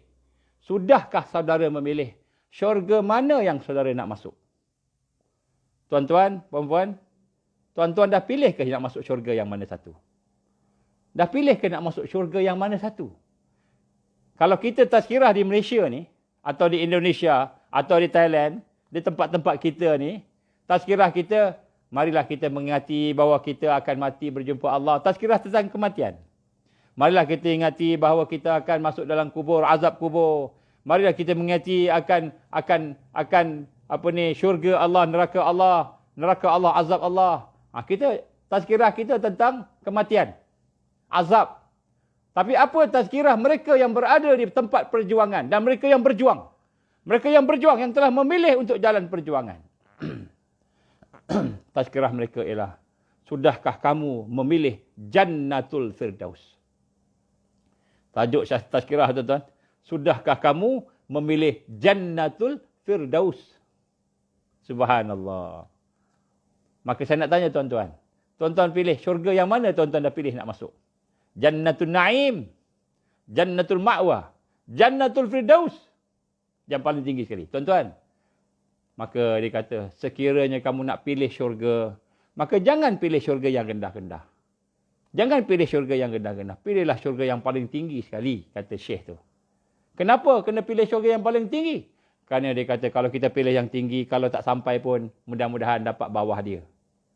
Lepas tu dia baca, Allahumma inna nas'aluka ridhaka wal jannatul firdaus. Allahumma inna nas'aluka ridhaka wal jannatul firdaus. Ya Allah, Ya Allah, Ya Allah, anugerahkan kepada kami keredaanmu, Ya Allah. Dan anugerahkan kami Jannatul Firdaus. Kita selalu baca, kan? Jannah je. Allahumma inna nas'aluka ridhaka wal jannah wa na'udzubika min sakhatika wan nar. Kita selalu baca itu kan? Tapi dia baca apa? Allahumma inna nas'aluka ridhaka wal jannatul firdaus. Pilih Jannatul Firdaus. Jannah yang paling tinggi, yang paling dekat dengan Rasulullah sallallahu alaihi wasallam, yang paling dekat dengan para anbiya, para rasul, para siddiqin. Tuan-tuan rahmat Allah SWT. Maka dia kata apa?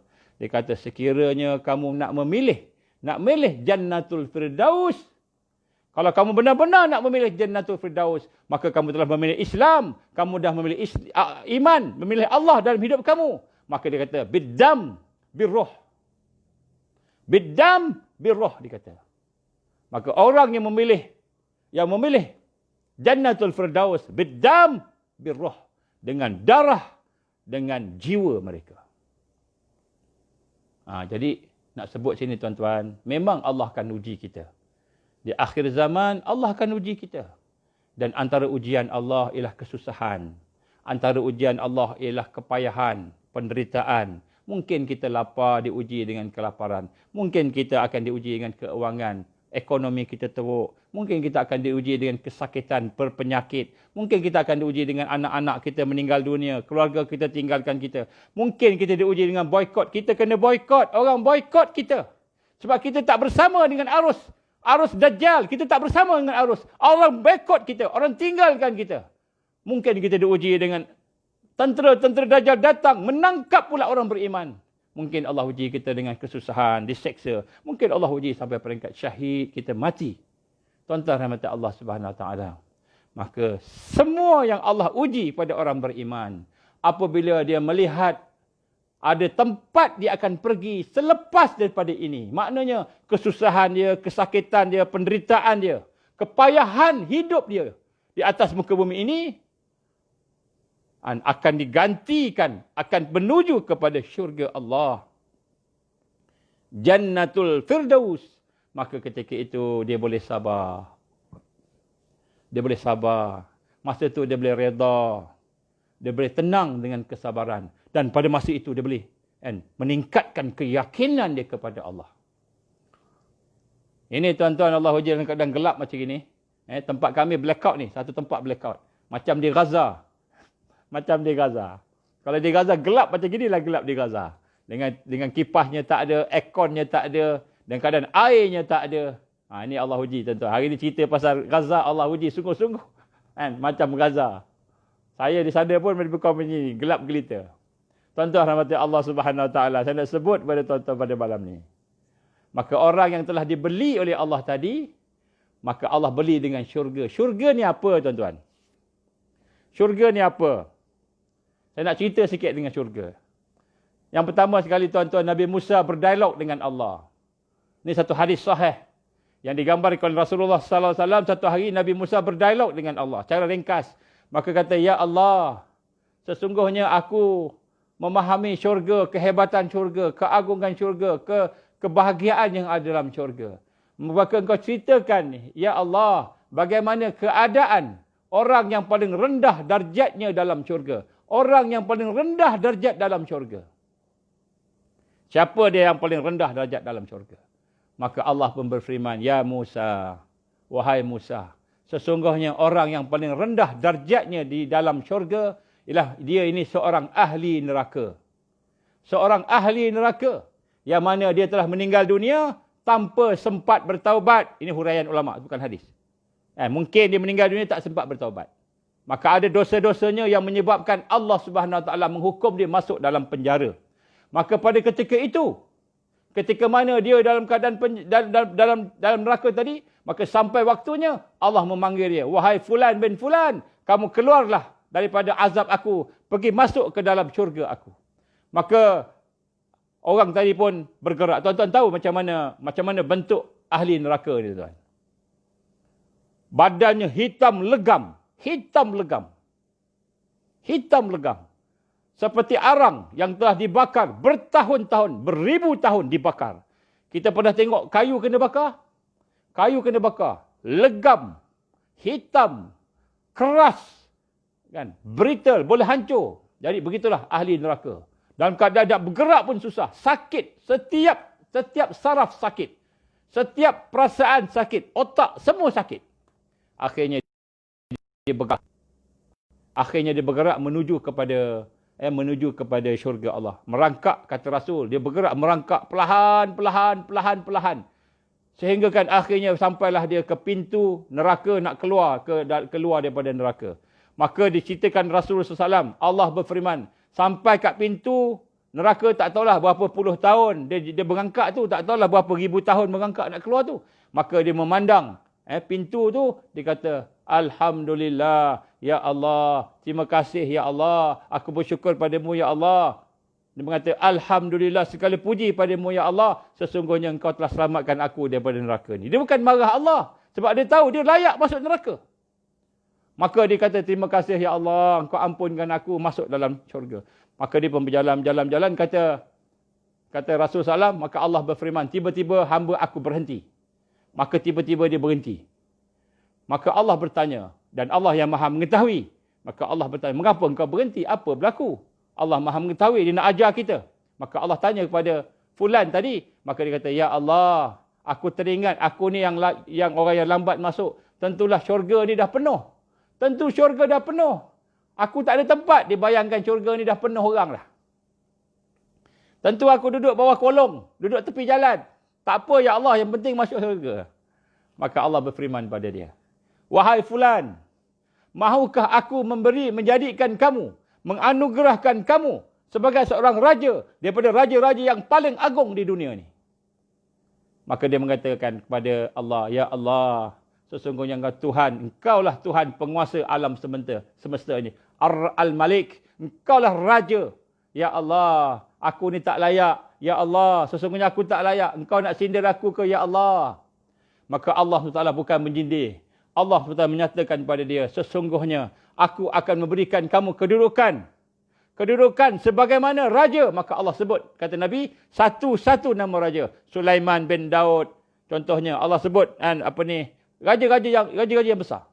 Yang hebat di dalam dunia ni. Maka sampai nama yang kelima, kata Rasul, disebut oleh Allah, difirmankan oleh Allah, hamba itu malu sangat pada Allah. Maka dia kata, ya Allah, aku redha. Ya Allah, aku redha. Ya Allah, aku redha. Malu dia pada Allah. Maka Allah pun berfirman, wahai hamba-Ku, sesungguhnya aku hari ini menjadikan kamu daripada raja, memuliakan kamu, membahagiakan kamu, menyempurnakan kamu daripada raja yang paling agung di dunia, 10 kali ganda daripada raja yang paling agung di dunia.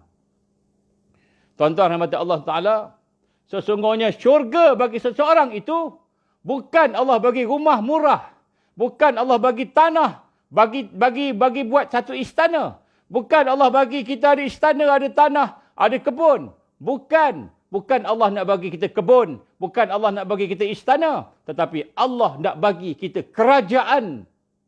Dan kerajaan itu digambarkan oleh Rasulullah sallallahu alaihi wasallam bahawa orang yang paling rendah darjatnya dalam syurga Allah, kerajaannya ialah kerajaan sebagaimana seorang raja yang paling kaya, yang paling agung di atas muka bumi ini. Dan Allah gambarkan 10 kali ganda daripada raja yang paling agung sepanjang zaman di atas muka bumi ini. Inilah kedudukan orang yang paling rendah darjatnya dalam syurga Allah Subhanahu wa taala. Tuan-tuan rahmati Allah Subhanahu wa taala, saya nak gambarkan pada malam ini bagaimana sesungguhnya apa yang Allah uji pada kita, kelaparan, ketakutan, kesakitan, penderitaan, segala yang Allah uji, tidak boleh nak menandingi dengan kebahagiaan yang Allah akan ganjarkan kepada mereka yang beriman, mereka yang yakin dengan janji-janji Allah Subhanahu wa taala. Allah Subhanahu wa taala nak bagi kerajaan. Hari ini orang rebut kerajaan, nak jadi wakil rakyat. Nak jadi Perdana Menteri, berebut-rebut. Allah nak bagi kerajaan, tuan-tuan. Dan kerajaan itu 10 kali ganda daripada kerajaan terbit. Maknanya, dunia ni, seluruh dunia ni, 10 kali ganda daripada seluruh dunia yang ada di hadapan kita ini. Maka sebab itu, tuan-tuan, orang yang bersama Allah, yang yakin dengan janji Allah, maka dia tidak keluh kesah, dia tidak gelisah, dia tidak resah, dia tidak takut. Tetapi hati dia sentiasa meletakkan keutamaan untuk sentiasa bersama Allah Subhanahu wa taala. Maka Nabi Musa bertanya kepada Allah, "Ya Allah, kalau begitulah darjat yang paling rendah dalam syurga-Mu.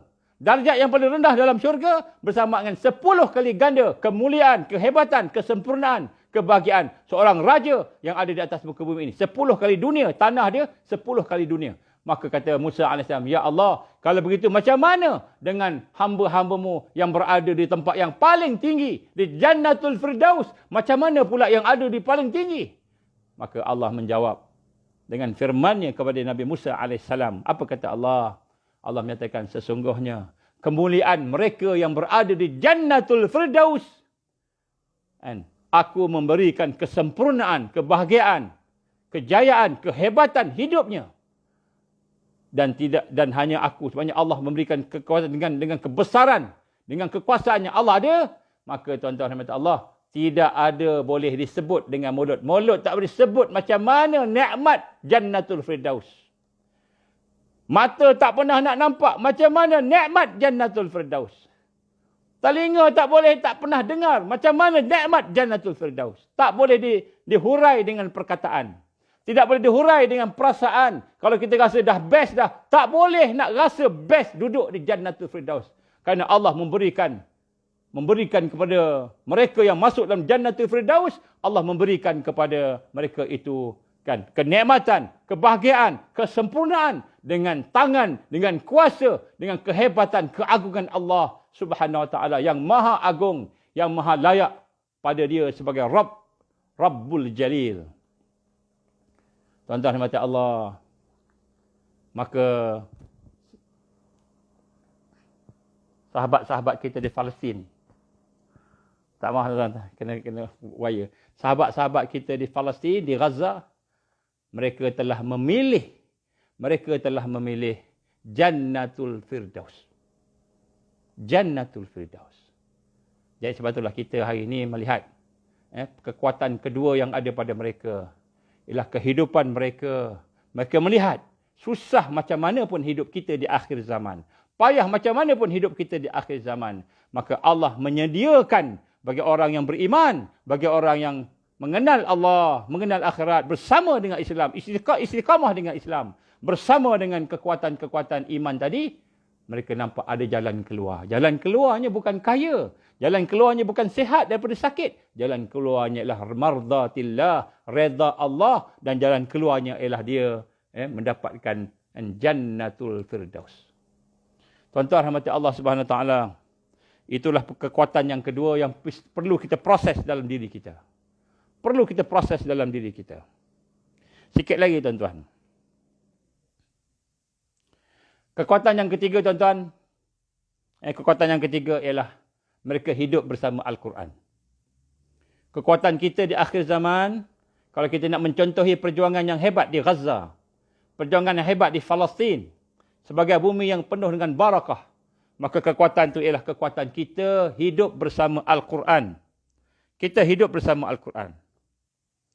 Maka di sinilah kita melihat bagaimana Al-Quran bukan hanya untuk dibaca-baca.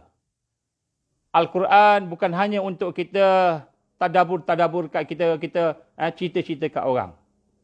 Tetapi Al-Quran untuk kita hidup bersama dia. Pernah satu ketika satu rumah telah dibom, runtuh, rumah tu runtuh, dibom.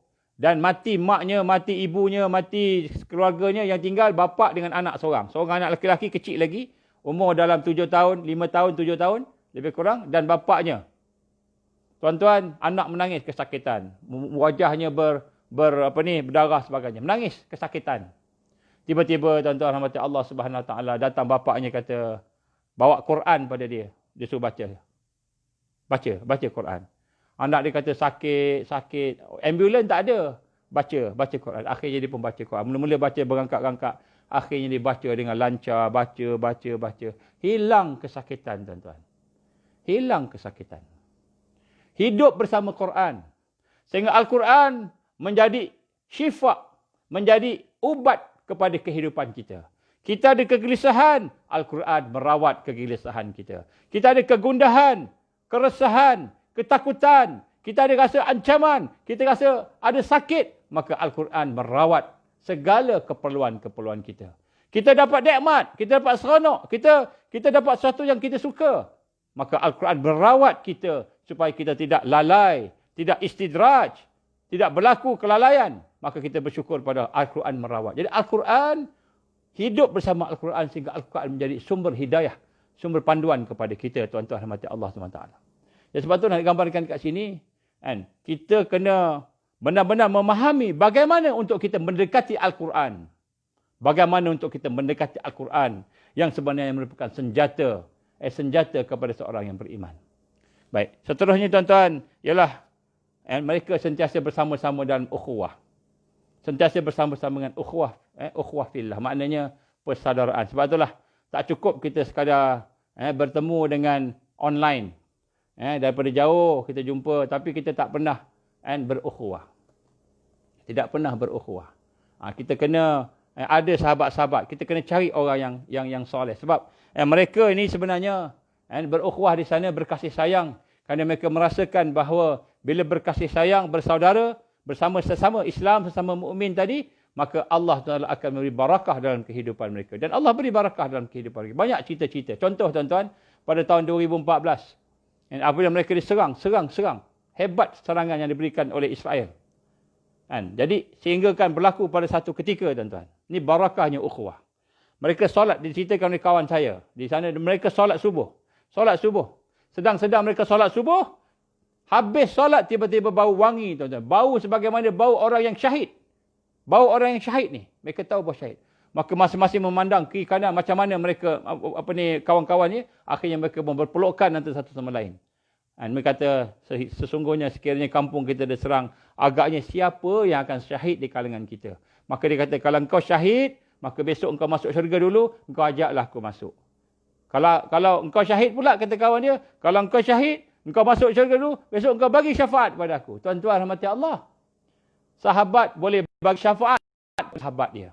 Sebab itu tuan-tuan, hari ini kita bukan berukhuwah saja, tapi kita kena tolong-menolong dengan sahabat-sahabat kita yang ada di dunia ini. Kenapa? Kerana apabila kita tolong-menolong dengan sahabat-sahabat kita tadi, maka sudah tentulah di akhirat nanti, sahabat yang kita tolong sudah tentu pasti akan menolong kita. Siapa lagi yang tolong kita, tuan-tuan? Kita dah kurang berselawat pada Nabi. Nabi tak kenal kita, kita tak selawat kepada dia. Dengan dosa kita, dengan kurang, tetapi ada sahabat-sahabat kita rupa-rupanya yang syahid fi sabilillah. Orang yang syahid fi sabilillah, dia boleh masuk dan membawa 70 ahli dia. 70 ahli keluarganya. Dan digambarkan sahabat-sahabatnya juga. Maka tuan-tuan rahmati Allah Subhanahu Wa Taala. Inilah yang digambarkan, yang dibayangkan oleh saudara kita di Gaza. Bila dia peluk, dia kata, kalau engkau mati dulu, engkau syahid dulu, tentu engkau masuk syurga dulu. Maka dia kata, besok engkau tarik aku jangan sampai aku lama sangat di mahsyar. Tuan-tuan rahmati Allah. Barakah persahabatan mereka. Allah SWT reda sehingga sebelum mati salah seorang daripada mereka, tiba-tiba dah ada bau wangi syahid di kalangan mereka. Benda ni tak pernah berlaku tempat lain, tuan-tuan. Ya, sebab itulah nak gambarkan sini, hubungan kita sesama kita ini hendaklah hubungan yang diasaskan iman, diasaskan akidah yang sahih, diasaskan kepada Islam. Bukan hubungan-hubungan yang hanya sekadar duniawi sahaja. Tapi hubungan yang sampai kepada keredaan Allah, yang sampai kepada mardatillah, sampai kepada syurga Allah Subhanahu Wa Taala. Kita kena bersihkan. Sebab tu saya nak sebut malam ni, tuan-tuan, satu assignment saya nak bagi kepada tuan-tuan. Ada pukul 11 lebih ni, tuan-tuan. Saya nak bagi satu assignment kepada tuan-tuan sekalian. Besok hari Khamis malam Jumaat. Hari Khamis malam Jumaat. Saya minta tuan-tuan, cuba sedaya upaya bangun awal sebelum subuh. Bangun awal sebelum subuh. Kalau boleh setengah jam sebelum subuh bangun. Kalau boleh 1 jam sebelum subuh bangun. Kalau boleh 2 jam sebelum subuh bangun. Kalau boleh 3 jam sebelum subuh bangun. Tidur awal, bangun awal. Kalau tak boleh setengah jam, 15 minit sebelum subuh, bangun sembahyang 2 rakaat. Bagi mereka yang tak boleh sembahyang, tak apa. Maka lepas sembahyang 2 rakaat, saya nak ajak tuan-tuan buat sembahyang hajat. Apa sembahyang hajat?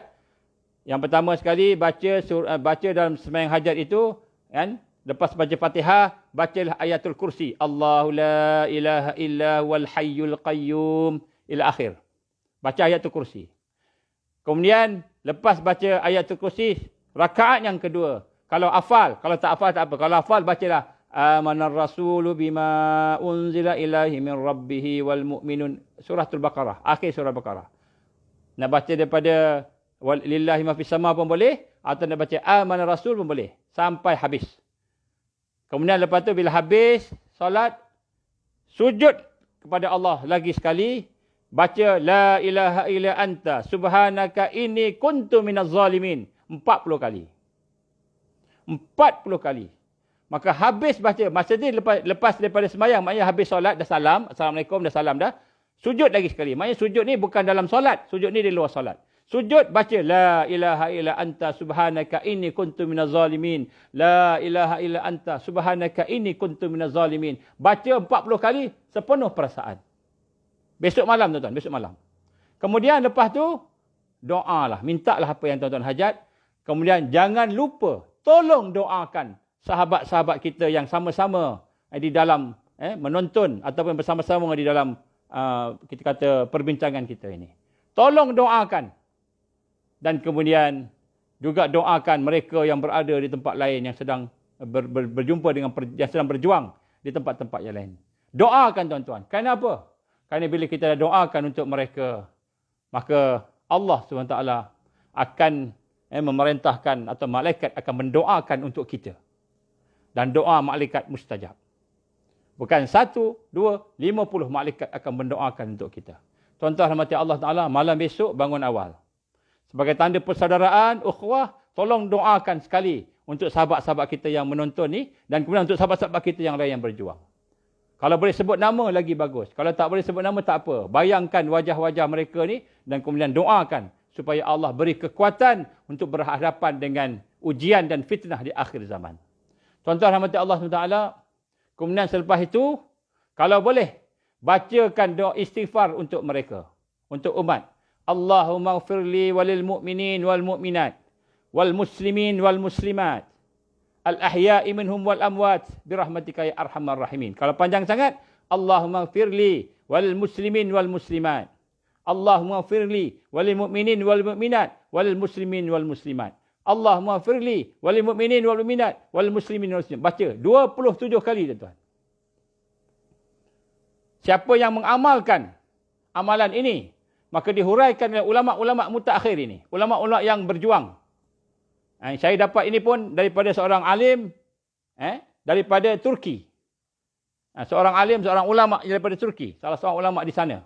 Dia mengatakan hari ini semua pejuang-pejuang, semua mereka yang nak berada dalam atas dasar Islam, mereka yang nak mempertahankan iman mereka, Islam mereka di akhir zaman ini, maka hendaklah mereka mendoakan saudara-saudara mereka supaya Allah ampunkan dosa mereka.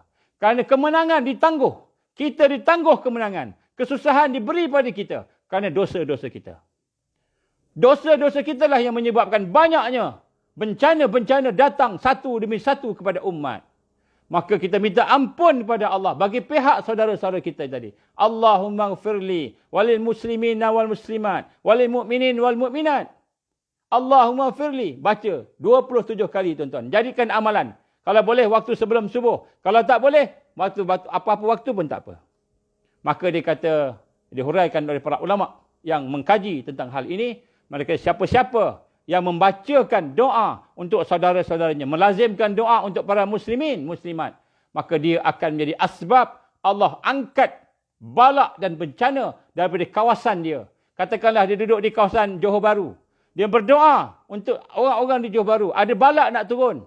Allah akan tahan tangguh balak itu. Kata para ulama yang menghuraikan tentang hadis ini. Maka malam besok mulakan tuan-tuan.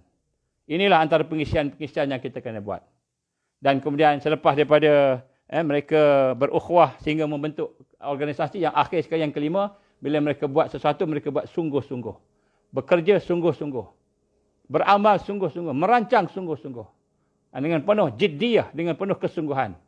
Maka Allah memberikan barakah pada mereka. Itu antara contoh-contoh tuan-tuan, insya-Allah. Kalau ada kesempatan di lain masa, kita akan bincang dengan lebih dalam lagi apa yang telah saya sebutkan. 5 sifat. Yang pertama, mereka dekat dengan Allah. Mereka dekat dengan Allah. Yang kedua, mereka dekat dengan akhirat. Yang ketiga, mereka dekat dengan Al-Quran. Yang keempat, mereka sayang menyayangi dengan sahabat-sahabat mereka. Yang kelima, mereka beramal. Mereka beramal sungguh-sungguh. Mereka amal sungguh-sungguh. Sehingga barakah Allah turun kepada amalan mereka. Dan mereka melaksanakan amal jama'i. Amal secara tersusun bersama-sama dengan sahabat-sahabat mereka. Ini 5 sifat kekuatan yang ada pada kawan-kawan kita di Gaza. Ketika mana saya bersama-sama dengan mereka, maka saya melihat bahawa sifat-sifat ini amat ketara di kalangan mereka. Dan sifat-sifat ini tidak akan dapat lahir, melainkan kita duduk di dalam suasana dan proses tarbiyah Islam. InsyaAllah tuan-tuan, pada siri akan datang, kita akan bincangkan bagaimana kita nak melahirkan sifat-sifat ini. Macam mana kita nak melahirkan sifat dalam keadaan kita hari ini tertekan. Dalam keadaan hari ini kita berhadapan dengan masalah. Berhadapan dengan kesusahan. Macam mana nak lahirkan 5 sifat ini? Macam mana kita nak mempersiapkan diri kita berada dalam proses tarbiyah. InsyaAllah pada siri yang akan datang saya akan sebut. Sebab kita tak ada masa. Ini pun dah lebih. Minta maaf tuan-tuan. Saya ni gelap belaka. Kalau tuan-tuan tengok kiri kanan memang tak ada apa-apa. Gelap. Saya gunakan handphone punya lampu ni. Jadi mudah-mudahan suasana yang Allah bagi pada kita sungguh-sungguh macam suasana di Gaza. Malam-malam memang bergelap macam ni lah tuan-tuan. Mereka bersiaran pun macam ni lah. Mujurlah Allah izin ada bateri lagi, boleh kita bersiaran. Kalau tidak mungkin dah terputus. Alhamdulillah. Mudah-mudahan apa yang saya cuba kongsikan dengan tuan-tuan, puan-puan, saudara-saudari sekalian akan dapat memberikan sedikit bekalan. Kalau tuan-tuan rasa benda ni penting, tolonglah viralkan kepada kawan-kawan kita yang lain. Dan kalau penting, tolong ambil catatan. Sebab apa yang saya kumpulkan, saya sebut tadi adalah merupakan pengalaman-pengalaman yang kita sendiri jumpa. Yang sendiri kita berada di dalamnya. Dan pengalaman-pengalaman ini adalah satu pelajaran yang amat berguna. Yang tidak ada di mana-mana buku. Tidak ada di mana-mana kitab. Jadi mudah-mudahan tuan-tuan ambil nota, boleh sampaikan pada anak-anak, boleh sampaikan pada kita kata keluarga kita, kawan-kawan kita insya-Allah. Kita baca doa rabitah. A'udzubillahi samil alim minasyaitonir rajim. Bismillahirrahmanirrahim. Alhamdulillahirabbil alamin wassalatu wassalamu ala asyrafil anbiya'i wal mursalin wa ala alihi washabbihi ajma'in. Allahumma innaka ta'lam anna hadhihi alqulub qad istamat ala mahabbatik waltaqat ala ta'atik wa tawahadat ala da'watik wa ta'ahadat ala nusrati syari'atik. فاسق اللهم رابطتها وعد مدها واهدها سبولها واملأها بنورك الذي لا يخبو واشرح صدورها بفيض الإيمان بك وجميل التوكل عليك وأحييها بمعرفتك وأمتها على شهادة في سبيلك يا الله إنك نعم المولى ونعم النصير. اللهم انصر الإسلام والمسلمين والمستضعفين والمجاهدين في كل مكان وفي كل زمن. اللهم انصرنا على تارك الدعوة وتارك التربية وتارك الجهاد في سبيل الله. اللهم يا مقلب القلوب ثبت قلوبنا على دينك وعلى طاعتك وعلى جهاد في سبيلك. لا إله إلا أنت سبحانك إنا كنا من الظالمين. اللهم إنا نعوذ بك من عذاب جهنم. اللهم إنا نعوذ بك من عذاب القبر. اللهم إنا نعوذ بك من فتنة المحيا والممات. اللهم إنا نعوذ بك من فتنة المسيح الدجال. اللهم إنا نعوذ بك من المأسم والمغرم. اللهم إنا نعوذ بك من أن نشرك بك شيئا نعلم ونستغفرك لما لا نعلم. ربنا ظلمنا أنفسنا وإن لم تغفر لنا وترحمنا لنكونن من الخاسرين. ربنا لا تزغ قلوبنا بعد إذ هديتنا وهب لنا من لدنك رحمة إنك أنت الوهاب. ربنا اغفر لنا ذنوبنا وإسرافنا في أمرنا وثبت أقدامنا وانصرنا على القوم الكافرين. ربنا أتمم لنا نورنا واغفر لنا إنك على كل شيء قدير. ربنا أتمم لنا نورنا واغفر لنا إنك على كل شيء قدير. ربنا أتمم لنا نورنا واغفر لنا إنك على كل شيء قدير. اللهم اجعلنا من المؤمنين حقا. اللهم اجعلنا من المتقين حقا. اللهم اجعلنا من المحسنين حقا. اللهم اجعلنا من المقربين. اللهم اجعلنا من المقربين. اللهم اجعلنا من الواسلين. اللهم اجعلنا من العارفين. اللهم اجعلنا من المحبين. اللهم اجعلنا من المحبين. اللهم اجعلنا من الصديقين والشهداء والصالحين. اللهم اجعلنا يا الله من المهديين. ربنا آتنا في الدنيا حسنة وفي الآخرة حسنة وقنا عذاب النار. وصلى الله على سيدنا محمد وعلى آله وصحبه وبارك وسلم. سبحان ربك رب العزة عما يصفون والسلام على المرسلين والحمد لله رب العالمين. سبحانك اللهم وبحمدك أشهد أن لا إله إلا أنت أستغفرك وأتوب إليك. بسم الله الرحمن الرحيم والعصر إن الإنسان لفي خسر إلا الذين آمنوا وعملوا الصالحات وتواصوا بالحق وتواصوا بالصبر. Tuan-tuan tolong viralkan video ini, mudah-mudahan dapat dimanfaatkan oleh sahabat-sahabat kita, saudara-saudara kita dan kawan-kawan kita yang lain. InsyaAllah mudah-mudahan Allah kuatkan kita bersama dengan iman dan Islam dan hidayahnya di akhir zaman insyaAllah. Wabillahi taufiq wal hidayah. Assalamualaikum warahmatullahi wabarakatuh.